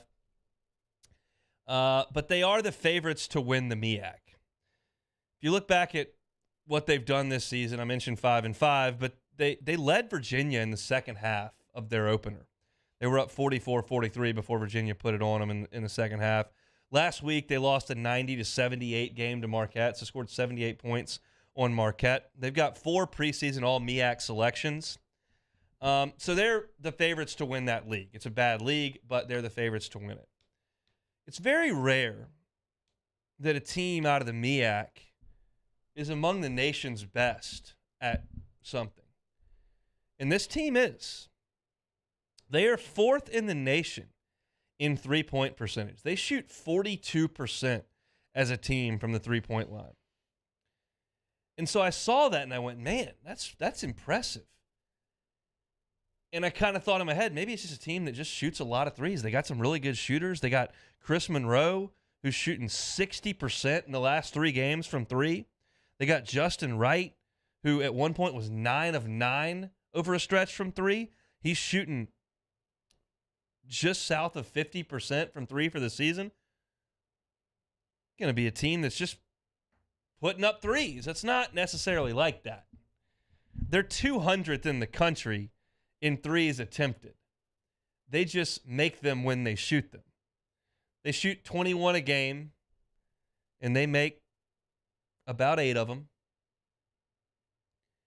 But they've got the ability to get hot. They've got good shooters. I mentioned Monroe, I mentioned Wright, and they've got some other guys who can shoot the basketball. Now, it's interesting to watch this because LSU on the season, as we've mentioned a few times, is 12th in the country in three-point defense. Top 15 three-point shooting defense, 27% is what teams shoot against LSU. So it's kind of a matchup there of, can LSU do a good enough job to defend these guys? I've seen some teams LSU's played and said, look, like UNO didn't even have their best player, and they're not that great to begin with. Wofford, not a great team. Missouri, Kansas City, not very good. The list goes on and on. And so when your three-point shooting defense is really good, sometimes you're great on defense. You're just smothering people. Tennessee's the best three-point defense in the country, and they earn that because they don't let anybody score on anything. But in this case, it could be you play a bunch of bad teams, they probably don't make a lot of shots. So what is it? LSU held Wake Forest to 0 of 8 from 3 in the second half. If North Carolina Central shoots a poor percentage from 3 tonight, it probably has more to do with LSU playing defense. Now, I'll watch it, and I'll see if North Carolina Central creates a bunch of wide open threes and misses them out. I'll say that tomorrow on the air. I don't have any problem with that. But if you hold them to a poor percentage and they've got guys like Monroe and Wright that have been like damn near 50% three-point shooters over the last 3 weeks, that's a good sign. This non-conference schedule does not allow a lot of massive data points for this LSU team once they get to the SEC. You're just playing teams that are out of their league way more than you're not. But tonight, against a quote-unquote bad team, that's probably unfair to them. For their level of basketball, they're actually a very good team. But when you compare them to Auburn and Kentucky and Tennessee and Arkansas, they're not. If you can do a good job of stopping them from shooting the three effectively, that's something I can draw from. They've also got a 7-footer on this team, Brendan Medley Bacon. I read that name. I said, Brendan Medley Bacon. That sounds really familiar. It is. I wrote the starting 5 for every opponent LSU played last year for Hoops with Hunt, and he was one of them. He was the starting center for McNeese last year. He's a grad transfer, 7-footer. Curious to see who he guards. If he's on KJ, pull him out like we talked about in the last segment. If they decide to put him on Reed, then that's probably a more acceptable matchup. The issue that North Carolina Central runs into is they don't really have any other size. Monroe, who I mentioned, is 6'8" and can shoot the three. But outside of 6'8" Monroe and then Medley Bacon, who's 7 feet tall, they don't have any size. They got a lot of guards. So tonight, LSU should handle business. The line's 14.5. I think LSU will make it difficult on UNCC to score, or NCCU, I should say. And I think LSU will be able to get shots against this team. Marquette scored 90. So I like LSU tonight to win fairly handily. But I'm curious to watch this team in NCCU and how they shoot the three, because LSU's done a good job of defending that all fall, and that's something they're going to have to hang their hat on, because there's not a ton that I can get to on this team playing against these type of teams that I know you can count on against Tennessee or Kentucky. It's just the way that it is. So we'll get to Sharif Ishak here in a moment. We'll be talking a little bit of Saints and some Pels as well. But first, I want to remind you to check out dropbiscuit.com to browse our growing library. While you're there, you can subscribe to Pops, Fame, You Talking to Me, For the People, Well Stated, whatever Southern-flavored audio biscuit you may fancy. That is dropbiscuit.com, our home for podcasts here in the Guarantee Media family. Reminder tonight, Pluckers, I will not be there at 2 o'clock. No, certainly won't, because it's 2:30. I will not be there at 8:30 tonight for sports trivia. They've got their holiday party for their restaurant. So we'll do it again next week at 8:30. But tonight, I'm headed to BRCC to watch some basketball, and then going to head over to the PMAC and watch LSU and UNCC. We'll be reacting to it tomorrow on the show. Come back with Sharif Ishak on 104.5 ESPN Baton Rouge. Hunt Palmer on 104.5 ESPN Baton Rouge. LWCC is Louisiana loyal. They are elevating and celebrating champions of Louisiana all December long. We're telling you about Mimosa Handcrafted. Their founder, Madeline Ellis, landscape architect by trade. Her husband, Dawson, said, hey, make the jewelry. So she said, all right. That hobby, she turned it into a business. And today, Mimosa Handcrafted donates 1% of every sale through its Goods for Good campaign, allowing customers to select from a list of charitable causes like the Greater Baton Rouge Food Bank, the Mental Health Association for Greater Baton Rouge. It's a fantastic operation over there at Mimosa Handcrafted. Madeline and her husband Dawson are part of the founding group of the Mid-City Makers Market. It's a project designed to bring more arts entrepreneurship to the city of Baton Rouge. Truly an awesome thing here in our city. They opened their first brick and mortar location at 541 South Eugene Street. It's right next to Red Stick Reeds. Now just in time for your holiday shopping. So thrilled to tell you about Mimosa Handcrafted all month long, and also thrilled to tell you about LWCC. If you know a person, you know a nonprofit, you knew some business that's doing awesome things to help our great state, we want to tell their story. LWCC.com/champions, LWCC.com/champions, and nominate them to be a champion for Louisiana. December's champion for Louisiana, Mimosa Handcrafted. LWCC is Louisiana loyal.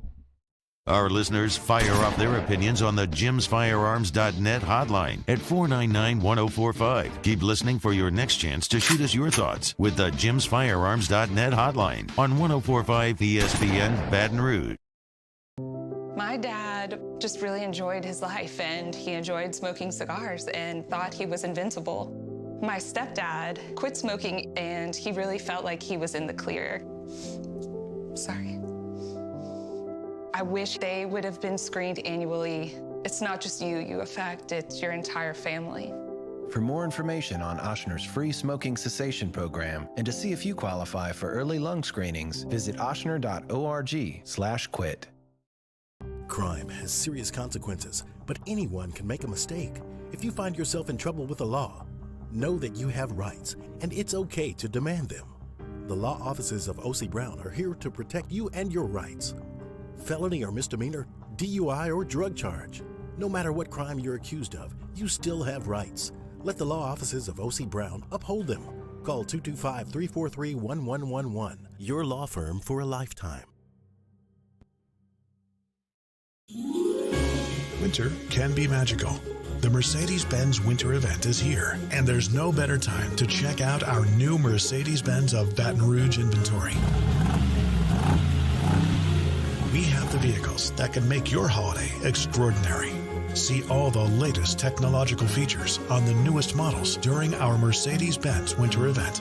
Shop our best of the best award-winning dealership. Visit mbobr.com.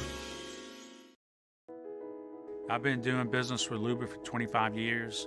They're dependable, trustworthy. It's just the attention to detail with our clients. Our folks have years and years of experience.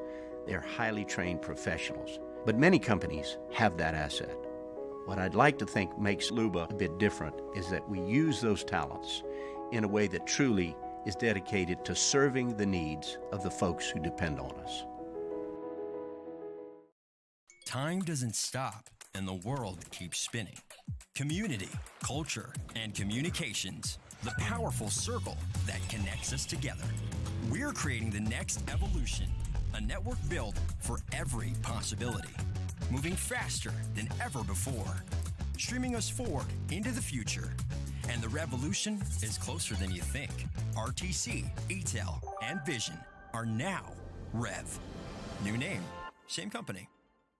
Gulf Coast Office Products is a nationally recognized Savin office equipment dealer based right here in Louisiana. Over 100 employees strong, Gulf Coast has the boots on the ground to support all vertical markets from education, engineering, legal, and finance. With the latest in office technology, from desktop to production segment units, Gulf Coast and Savin have the perfect fit for you. Call 225-756-2644. That's 756-2644. Moscona inviting you to join us for Tuesday's AFR, presented by Insurance Network of Louisiana. Now in his 7th college football season, Lindsey Scott Jr. joins us, and we'll preview Pels at Jazz, 3 to 6, 104.5 ESPN Baton Rouge.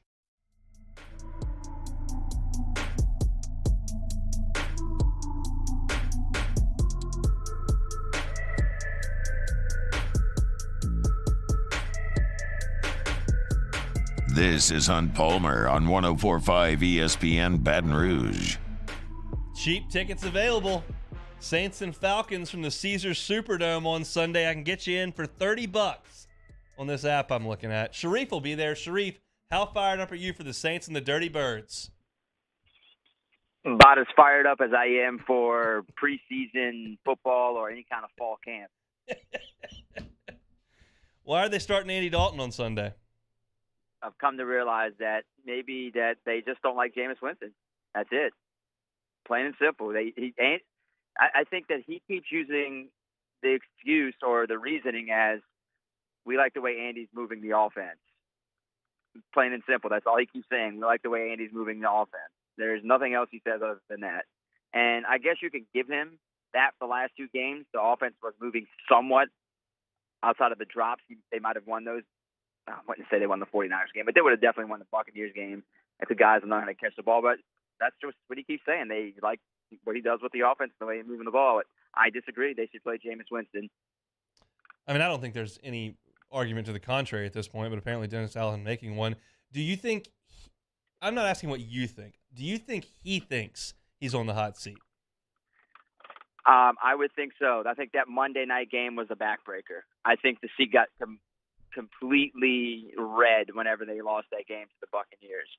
You can't sell it to the organization if they go 5-12, 6-11. I mean, you really can't. And if there's no progress, something is going to happen. How do you sell that to your fans? How do you sell that to the players in the locker room that, you know, we went 5-12, 6-11, and we are going to keep the same coaching staff? Now, the piece to Dennis Allen, I just want to see how much loyalty Gail, Dennis Lauscha, and Mickey Loomis are going to have if they do indeed only go 1-3 or 2-2.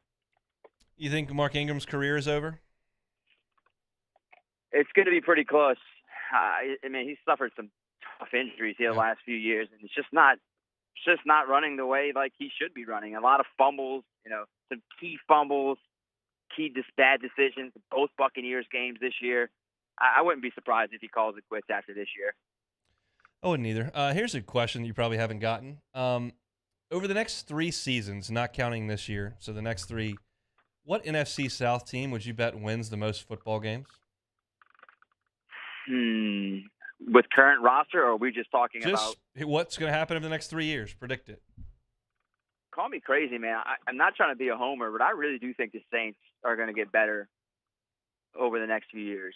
Maybe not next year, but in the 2 years after that, they're going to be pretty solid because they have cap space, draft picks, and more than likely a new head coach. So I think they're going to be the team that's best suited to win because they got some young talent. Tampa Bay is cooked once the season is over because, you know, I don't know who's going to be their quarterback. The Falcons, the Panthers are always going to be the Panthers. So I would put more trust in Mickey Loomis, who's been there, done that, to actually put them in a way better spot to be successful after the 23 season. So I think they can win some games 24 and 25. All right. What is the temperature of the city with the Saints right now? Have everybody kind of punted it, or are they still locked in because it's the Falcons this week? Over. Yeah. Over it. Done. moved on to the Pelicans. They're done with it. I mean, I don't blame the fan base that's, frustrated with the 4-9 season where they expected a lot more. And Lance said it perfectly to me the other day. He's like, I thought they were going to be a lot better team, but I was big wrong.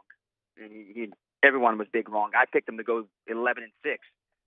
They might not even get 6 wins at this point. So, yeah, the temperatures is completely cooled off. It's sub-zero right now, and it's all on the Pelicans. Yeah, I mean, we always have like the comments about the UCLA's giving away tickets to games because nobody wants to go to the football games. Like, people have other things to do, have other things to look at. Well, when you have another option, which the Pelicans are, that becomes your option, and the Pelicans are the option right now. They'll head out west to play Utah tonight. Big weekend over the weekend in New Orleans. Couple wins over the Suns. You were there. What did it feel like? Electric, man. That was such an electric atmosphere, both Friday and Sunday. Both days, the crowd was fantastic, even more so on Sunday for a 2:30 tip. It was complete sellout, loud, and just impressive basketball from Zion. CJ McCollum had his best game of the season, and they're just a deep team, Hunt. I mean, they could do a lot of things. You got to think they're doing this without B.I. and Herb on the court. 7 straight wins without Brandon Ingram on the court. All 7 of those games without Brandon Ingram. I'm just waiting to see what they're going to look like when they're fully healthy and they get a chance to gel together. But this has been an impressive run, especially from Big Z, who's putting up some big numbers in this 7-game stretch. What's the update on B.I. and Herb Jones? Herb is listed as probable. He's going to give it a go in warm-ups before tonight's game and see if he can go. Brandon Ingram is out. I wouldn't be surprised if he plays Friday. If not Friday, Monday. I mean, I think he wants to be 100% before he touches the court. That's just him. I mean, if that's what he wants to do, good on him. The Pelicans are winning without him, and get him 100% healthy. Yeah, I mean, no use in pushing it at this point. The way the team's playing, if you feel like you had to come back and rescue him, but when you rattle off 7 in a row, that is not necessarily the case. The chippiness with the Suns after the dunk on Friday. Any residual effect on that on Sunday? Is there some sort of Western Conference dislike brewing up here? I thought we'd see a little bit more chippiness as I was watching the game, but it really didn't get that chippy at all. I felt like we oversold it. Like we thought it was going to happen, and it was one of those situations where nothing happened on Sunday. And I think like just watching some of the tweets, I didn't realize the chippiness wasn't really because of the dunk. It was because Chris Paul elbowed Jose Alvarado at the very end of the game, like a cheap shot, another one, as the dunk was happening, and that's what flared everything between Jose and Chris Paul, which I think that's the biggest rivalry in its own when it comes to these two teams, CP and Alvarado. And Jose looks up to him, but it looks like that I think he's getting fed up with Chris Paul and his antics. There's a couple of times in that game Friday where he went around and tried to hit him on the ribs and tried to make it look like he didn't, but you know how Chris Paul can be sneaky. So he hit him a couple of times on the ribs, and I think Jose was, tired of it. It's all part of the growing process in the NBA. If you're going to win with a young team that hasn't been there, you're going to have to go through the stars of the league. That's how this league operates. So do you think they grew up a little bit over the weekend? I think they've been growing up in each game in this 7-game winning streak. There's been times where they've blown leads. There's been times where they've been in a deficit. And there have been times where you have to count on Najee Marshall, Jose Alvarado, Larry Nance. You're always watching this team just grow. Every single game, it's something different that they're doing that's really impressing you. And, they get to overtime against the Suns after blowing a 15-point lead. You're like, oh, no, they're going to lose again because they've been terrible in overtime games. But they completely shut down the Suns and they attack the basket. And they're just now you're starting to see, they're taking what's given to them. Zion getting to the free throw line, I think close to 10 times a game in this winning streak. They're getting to the rim easier. I mean, they're not settling for those outside shots. They're going straight to the rim and dominating and getting calls. And you're seeing something new each and every single game. What's their weakness? I think it's outside shooting.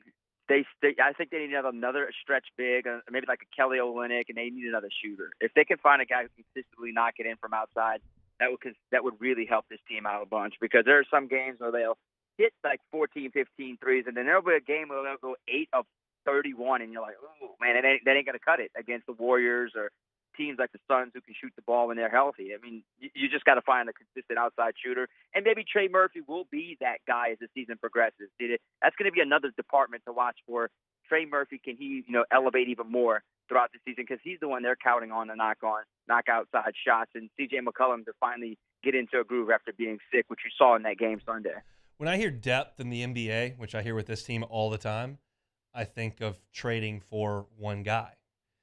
Any reason why they would trade from the back half of that bench to go get somebody who might help them get over the top, or do you not want to play with that and you want depth to be your strength? I could see them maybe moving on from like Jackson and maybe Devontae Graham, maybe Garrett Temple, and throwing like a first-round pick to add that player. I just don't see them like getting rid of any of the other guys. I mean, that isn't going to happen. I mean, but I'm just talking about like, I saw a few names thrown out there like an Alex Caruso, Kelly Olynyk. Those are the type of guys you don't really have to give up much for. So you don't have to really ruin the chemistry and the bench that you already have. You do need to add another piece. It doesn't have to be a superstar. It could be someone who's a good role player. So to answer your question, you don't necessarily need to give up anything big off your bench in order to make that happen.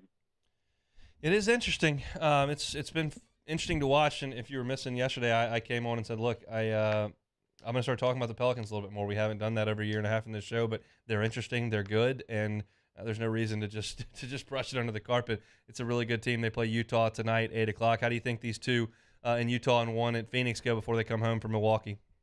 Well, they had little struggles in the first time they played in the home opener here, and they gave them issues from outside. That's perimeter defense they're going to have to lock down tonight in these two games tonight and Thursday against the Jazz. Their defense has fallen off a bit. That's the issue with the Jazz right now. Maybe they can bully them a little bit more inside. And Olynyk, the guy who I keep talking about, I think leads the NBA in fouls. So that's one of those situations where you got to go in there and attack him and draw some fouls. But, yeah, they just got to keep doing what they're doing. Let Z cook on the inside. Even though they know he's going left, they can't stop it. You just keep going to the rim if you're Zion. Now you're starting to get the respect and calls. Once he gets down there a whole bunch, that's going to open up shots for everybody else. And I think they can at least split one of these two games. They've got to at least split it. They're not going to go 3-0 in this road trip. If they do, then I'm going to be like, whoa, watch out for this team. They're going to be red hot, and they're going to be hard to stop. And as you said, you know what? I know you got to talk a little bit about the Pelicans. I can assure you our sportscasts have shifted completely with most of the sportscasts and leading with them a lot more these last 3 weeks. That's awesome. I'm thrilled to hear it. Sharif, we appreciate the time. We'll do it next week. Yep, anytime. Sharif Ishak, WDSU. I mean, he said it like it's flipped over there in New Orleans. And if you missed yesterday's show, we're not going to talk Pels every day because I don't know that that's in December what is called for. I think potentially in April it will be. But they're interesting and they're fun to watch and they've got some names and I mean you look back over Zion's last 6 games, 35, 29, 30, 33. He's becoming that unstoppable force handling the basketball. You don't even have Brandon Ingram who can go get you 30 on any given night. And they've got a bunch of guys who understand their roles. They're fun. They're winning basketball games. They've won 7 in a row. They're in first place in the West. They're headed to Utah tonight. We'll talk about it a little bit and certainly will when Sharif comes on each and every Tuesday. Take one more time out. Close up shop on a Tuesday. 104.5 ESPN Baton Rouge. Hunt Palmer on 104.5 ESPN Baton Rouge. Love telling you about One Bath and Closets. David Duvall and his team have been in the game for 3 decades. The website's onebathandclosets.com. Go. Look at what they can do for your bathroom. Look at what they can do for your closets. They've got Why Choose Us. They've got reasons right there on the website, and they've also got testimonials. I can promise you this with One Bath and Closets. They're going to do it right the first time and leave the competition behind. A lot of contractors have the reputation of taking a job, getting it done as quickly as possible, taking your check, and getting to the next gig. Not David Duvall's team. He will work with you step by step. He will be there when he says he's going to be there, and they will finish on schedule. And when they're done, they will leave the competition behind. Maybe you need some more closet space. They can help you with that and creating it. Maybe you've got closet space. You don't know how to use it. They can put in some functional features in your closet that free up some space for you so you can finally navigate that thing. Excuse me. And in the bathroom side of things, I love telling you about the tub to shower conversions. Take that tub out of that bathroom, put in a gorgeous walk-in shower with a glass door. Totally changes your living space. OneBathAndClosets.com is the website. If you tell them that 104.5 ESPN Baton Rouge sent you, 30% off your closet remodel. 30% off if you tell them that 104.5 ESPN sent you over there to do those closets. One Bath and Closets, David Duvall and his squad over there at OneBathAndClosets.com. In times of need, get a full list of phone numbers, websites, and other important emergency information on the Demco Stormwatch page at 1045ESPN.com. There it is, the extra mile, on the border of expected and extraordinary, for those willing to go further, like vans customized for work or play, with safety and tech to keep you connected. Supported by a 5-star sales, service, and finance team, and backed by the 1-star you know. So go the extra mile. It's never crowded, because so few have what it takes to go there. Mercedes-Benz Vans. Every business is different, but B1 Bank knows that every business owner has similar needs. From streamlining accounts receivables to maintaining access to working capital, a trusted bank is your best asset for staying on top of day-to-day finances and planning for future business growth. At B1 Bank, I know I have access to commercial banking experts who care about the needs of my business and can guide me to accomplish my goals. B1 Bank knows that managing your business isn't simple, but they can help you make it uncomplicated.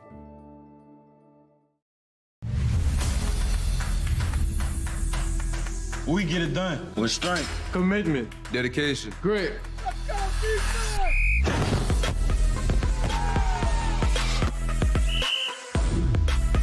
We get it done with passion for our fans and love for our community.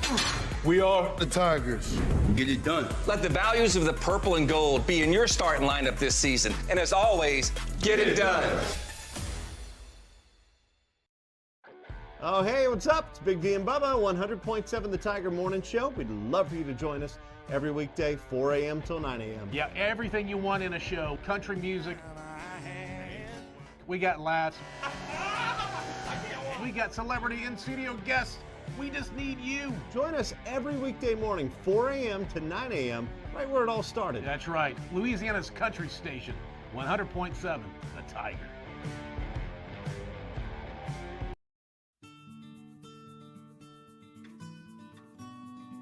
This is a house call.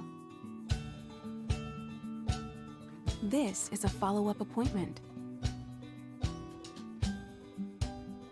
This is a diabetes checkup. This isn't just more convenient care, it's more advanced care. This is innovating healthcare at Louisiana's #1 hospital, Ochsner. I've been doing business with Luba for 25 years. They're dependable, trustworthy. It's just the attention to detail with our clients. Our folks have years and years of experience. They're highly trained professionals. But many companies have that asset. What I'd like to think makes Luba a bit different is that we use those talents in a way that truly is dedicated to serving the needs of the folks. Me, Jimmy Out and Mike Delicano for the Tuesday edition of Game Time presented by Bet Rivers. We're at Dozy Place on Government Street in the heart of Mid-City. Game Time presented by Bet Rivers, 6 to 8 p.m. on 104.5 ESPN Baton Rouge.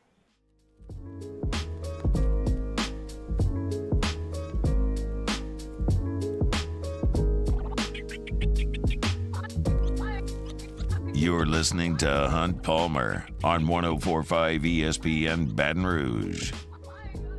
Big show tomorrow. We'll have JD Piquel on from On3 Sports talking college football. Also, take a look into the transfer portal. That continues to shake up.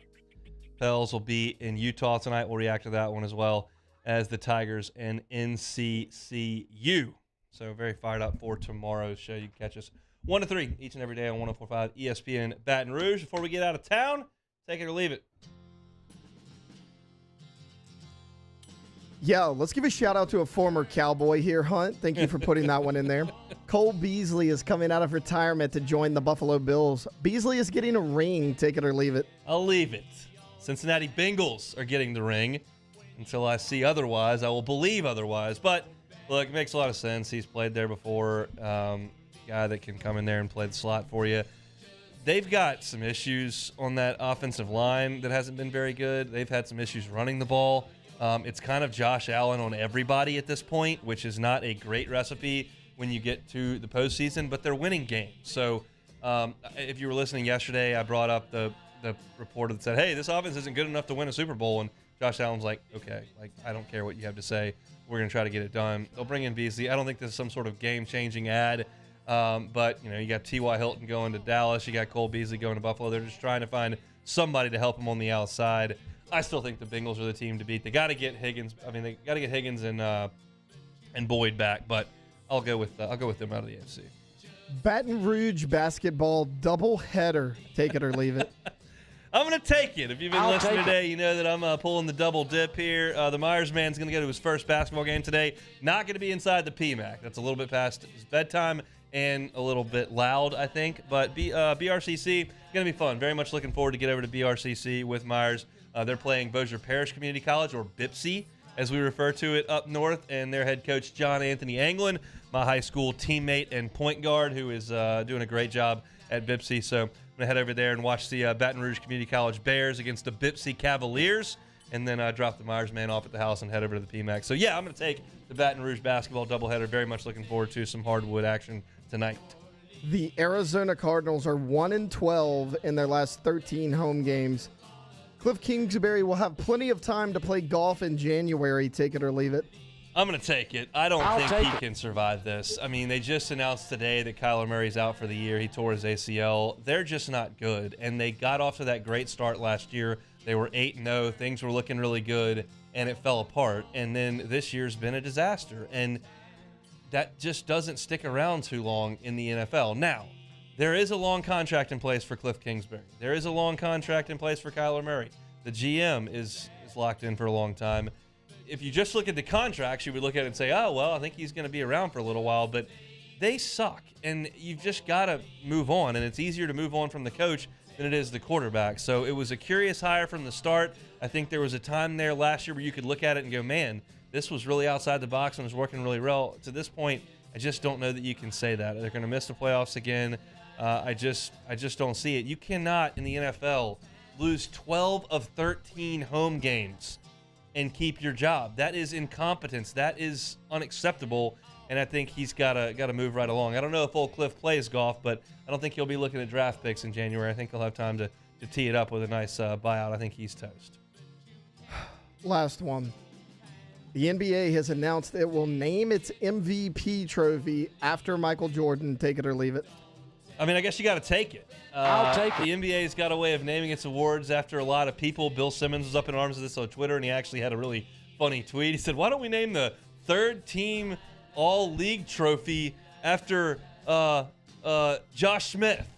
Or I think it's Joe Johnson. It's like, why do we have to name everything after people? But if nothing's named after Michael Jordan, we might as well. He had a pretty good run there in the NBA, and if you want to name the MVP trophy after Michael Jordan, I think that's just fine. But I thought Bill Simmons' quote was kind of funny. It could just be the MVP. That would be fine with me. But again, if we don't have anything in the sport that has Michael Jordan's name on it, this would be a worthwhile way to honor him. I don't know if you're going to change the statue to a Michael Jordan Airman or some kind of push off of Brian Russell, maybe put that on the trophy. But whatever you may want to do, I think naming things after Michael Jordan is pretty good. So I'll go ahead and say that's just fine. That'll do it for Take It or Leave It today on this Tuesday. Been reminding you throughout the show, but I want those who may be tuning in that are thinking about trivia tonight to know this for another time. No trivia tonight at Pluckers. I'm always there for sports trivia on Tuesdays at 8:30. If you've never been, it's a lot of fun. We have a great time on Tuesdays, watching some sports, cold drinks, great food, and we play some live action trivia. Some Pluckers gift cards are on the line. Plucker staff going to have their holiday party this evening, so the restaurant we won't be doing trivia. So we'll be back next Tuesday for sure, but not this week. So that opens up your night to go check out the Tiger basketball squad. LSU and North Carolina Central will tip it off at 6 o'clock tonight inside the Maravich Center. If you want to listen to that, you can do that on Eagle 98.1 here in Baton Rouge. It'll be Chris Blair and John Brady on the call. They'll have your pregame at 5:30. Line on the game tonight is 14.5. I got asked in the Bayou Ford chat what I thought about a 14.5 point number on this game. I like the Tigers to cover the number. I think LSU will play some pretty good defense on North Carolina Central. I think they'll limit their shots from the three. They've done that really all year.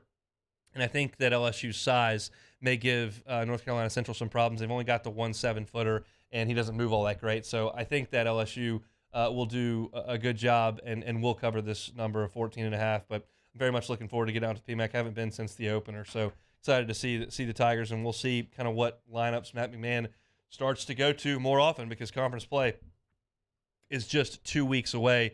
Got to get your final tune-ups. It should be a little bit of a sleepy environment in the PMAC tonight. because the students are not here. They had their finals last week. They are gone. So if you want to head over to the PMAC, there's going to be plenty of tickets available, and should be some parking available as well for the night's game against the Eagles. So I'm very much looking forward to that. If you missed any of the show today, you can catch it on demand, 1045ESPN.com. My name's right there at the top on the On Demand tab. Click it. You can catch everything we did on demand. It's also on Apple Podcast. It's also on Spotify. If those are your preferred audio options, you can find us right there. And, of course, we are always on the 1045 ESPN YouTube channel. Appreciate those of y'all for hanging out with us in the Bayou Ford chat. If you would, on the way out, you want to throw us a like, we'd really appreciate that. On today's show, we open things up talking about the transfer portal and some of the players that LSU may be pursuing from the Southeastern Conference that make a lot of sense for the roster. David Helman talked NFL with us in the first hour. Always love catching up with Helman. Glenn West of Go247 with us every single Tuesday. He was with us talking Tigers football and basketball at 1:30. Finished up hour number one, giving my thoughts on the passing of Mike Leach and what it meant to me personally. A lot of LSU basketball in the first half of hour number two, and then Sharif Ishak talking Saints, and more importantly, Pels at 2:30. Jimmy Ott's Game Time tonight from 6 to 8. Matt's about to drive you home on AFR. See you tomorrow. Have a great Tuesday. 1045 ESPN Baton Rouge.